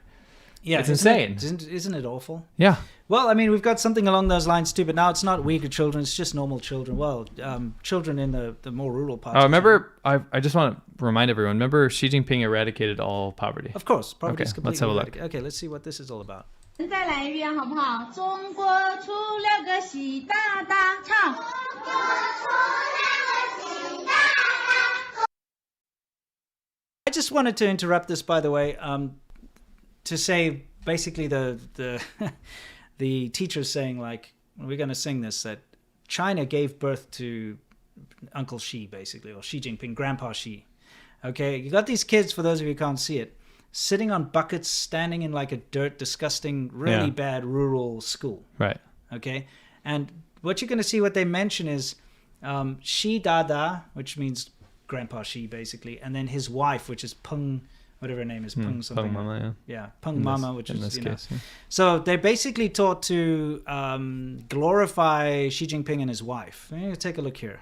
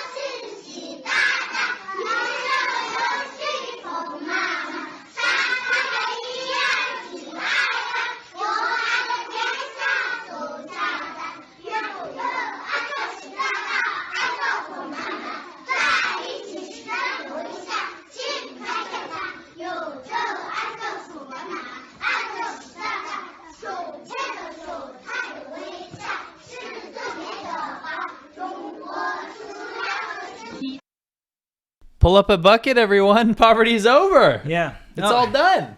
By the way, the guy who very kindly put the subtitles in for me, was having trouble understanding because it's a rural dialect. It's also like blown out audio. Yeah, it's terrible. Like, but basically the kids are saying like, China's so great, gave birth to she is the ultimate man for any woman to have, like, and his it's wife, suitable for everyone. His wife is the most appropriate woman for any man to have. You know, that kind of thing. It's kind of pretty damn disgusting. You know what I mean, dude? The absolute hypocrisy here. Yeah. Again, you're talking about a situation where at least Li Keqiang, the soon-to-be former premier of China, he said, "Listen, there's 600 million people living in poverty here." Yeah. Despite what the anti-poverty alleviation campaign, despite what the results are, there's 600 million people that are struggling to survive. Yeah, and that is still the case, right? Yeah. I mean, this is like 2019, I think, like right before the pandemic. But this situation hasn't changed. In fact, the economy is on a bit of a downturn. It says on the board in the background. So what you have to understand is that when Chairman Xi stood in front of everyone and said, we have completely eliminated poverty, remember what we talked about actually was that it then just became illegal to talk about poverty. Yeah. It then became a situation where, well, he said it's over, so we're not allowed to show this kind of stuff. So I actually see this video as quite brave. The kids are forced to sing this song about Xi Dada and Peng Mama, right? And actually what's happening here is the teacher who's taking the video is showing the conditions of the classroom. Look, there's no window. There's bricks instead of a window. This is a communist anthem to say thank you to Xi Jinping and his wife. There's propaganda above the blackboard. Yeah. The ceiling is collapsing and falling in on itself. It's a dirt floor. Disgusting environment. The children are sitting on buckets, on plastic buckets, or standing because there aren't enough chairs. Yep. Okay. So again, you're having children replicate anthems about why Xi Jinping is so great, and basically saying thank you to Xi Jinping for all of this wonderful country that's been provided to them in this environment. Yeah. So the fact that the teacher is actually showing the surroundings is like you said, it's pretty brave. It's to show that this is all just a bunch of crap, and these poor indoctrinated children are just being taught this nonsense to worship a fat middle-aged man. I want to just a little insight from our perspective, because we've traveled extensively around rural China, is that in rural China, propaganda is pushed even more. Yes. And like that great clip we have is we're riding along this dirt road, and there's people everywhere, and this little girl's holding a rat that the family's going to eat later. There's kids covered in dirt walking down, sharing barefoot buckets of like very cheap noodles that would cost less than 1 RMB, sharing, walking around. Barely any running water, right? In a treacherous environment. There's no electricity. No electricity, right? So listen, you have a banner with Xi Jinping just clapping at the top of this muddy road, right? Yeah. And these people have to look at this, and when they go to school, they go to that in that area of Guizhou. It would look very similar. These classrooms would look just like this. You go in there. It's freezing, by the way. It's freezing. That's why they're all dressed no heat. Just in so much clothes here. So many clothes. Yeah, so many clothes. So. You go into these classrooms and you see what the reality is. And what actually happens is they're mandated to push propaganda even more, because those people, they want to make sure they fall in line. They want to make sure from a young age that they don't really know any better and that everything that they have is a blessing. I think it's to try and override their current awareness of their situation, because you're like, holy shit, life sucks. But meanwhile, they're being told China is the greatest country in the world, the best leader. And so you kind of look around and you think, well, if this is the greatest, I'm privileged then. Yeah. The rest of the world probably sucks in comparison. It's the North Korea logic. Yeah. And it works because of the intranet that they have. And these kids will probably never end up, going too far in life. So you don't have anything to compare it to. Definitely not far from their little village or whatever. No. And like you said, having been through the poorer parts of China, we can 100% confirm that this kind of thing is legit and true. Yes, and it's absolutely. Not a small amount. It's everywhere. So that's one of the things that motivates us to do what we do, because when we see the propaganda coming out of China all the time, especially the other white monkey foreigner shills that go out there and say, look how great China is, look how poverty alleviation has worked, everyone's happy and rich, and like everything's taken care of by the government. We know that to be absolutely demonstrably false, and that's something that gives us a hell of a lot of motivation to continue what we're doing. Yeah, absolutely. So I guess that's worldview. We don't have anything more than that disgusting, awful nonsense. So it's time for us to hit Yamcha, where we can actually relax for a minute. Forget about all this terrible, dire nonsense. For those of you who don't know how Yamcha works, it's pretty simple. We answer all your questions. We do it live. We leave it up for the weekend. On Monday, it gets cut out of the show and put on for our patrons to watch. So there's no paywall. You can watch it on the weekend. You can watch it now. Other than that, it's probably time to get started. So for those of you who are not watching this live or on the weekend, I'd like to say thank you very much for watching. Thank you for being a part of this, and stay awesome. And for those of you who have stuck around, thank you very much. Welcome to Yes, Yum Cha. it's Yum Cha time. Let's relax.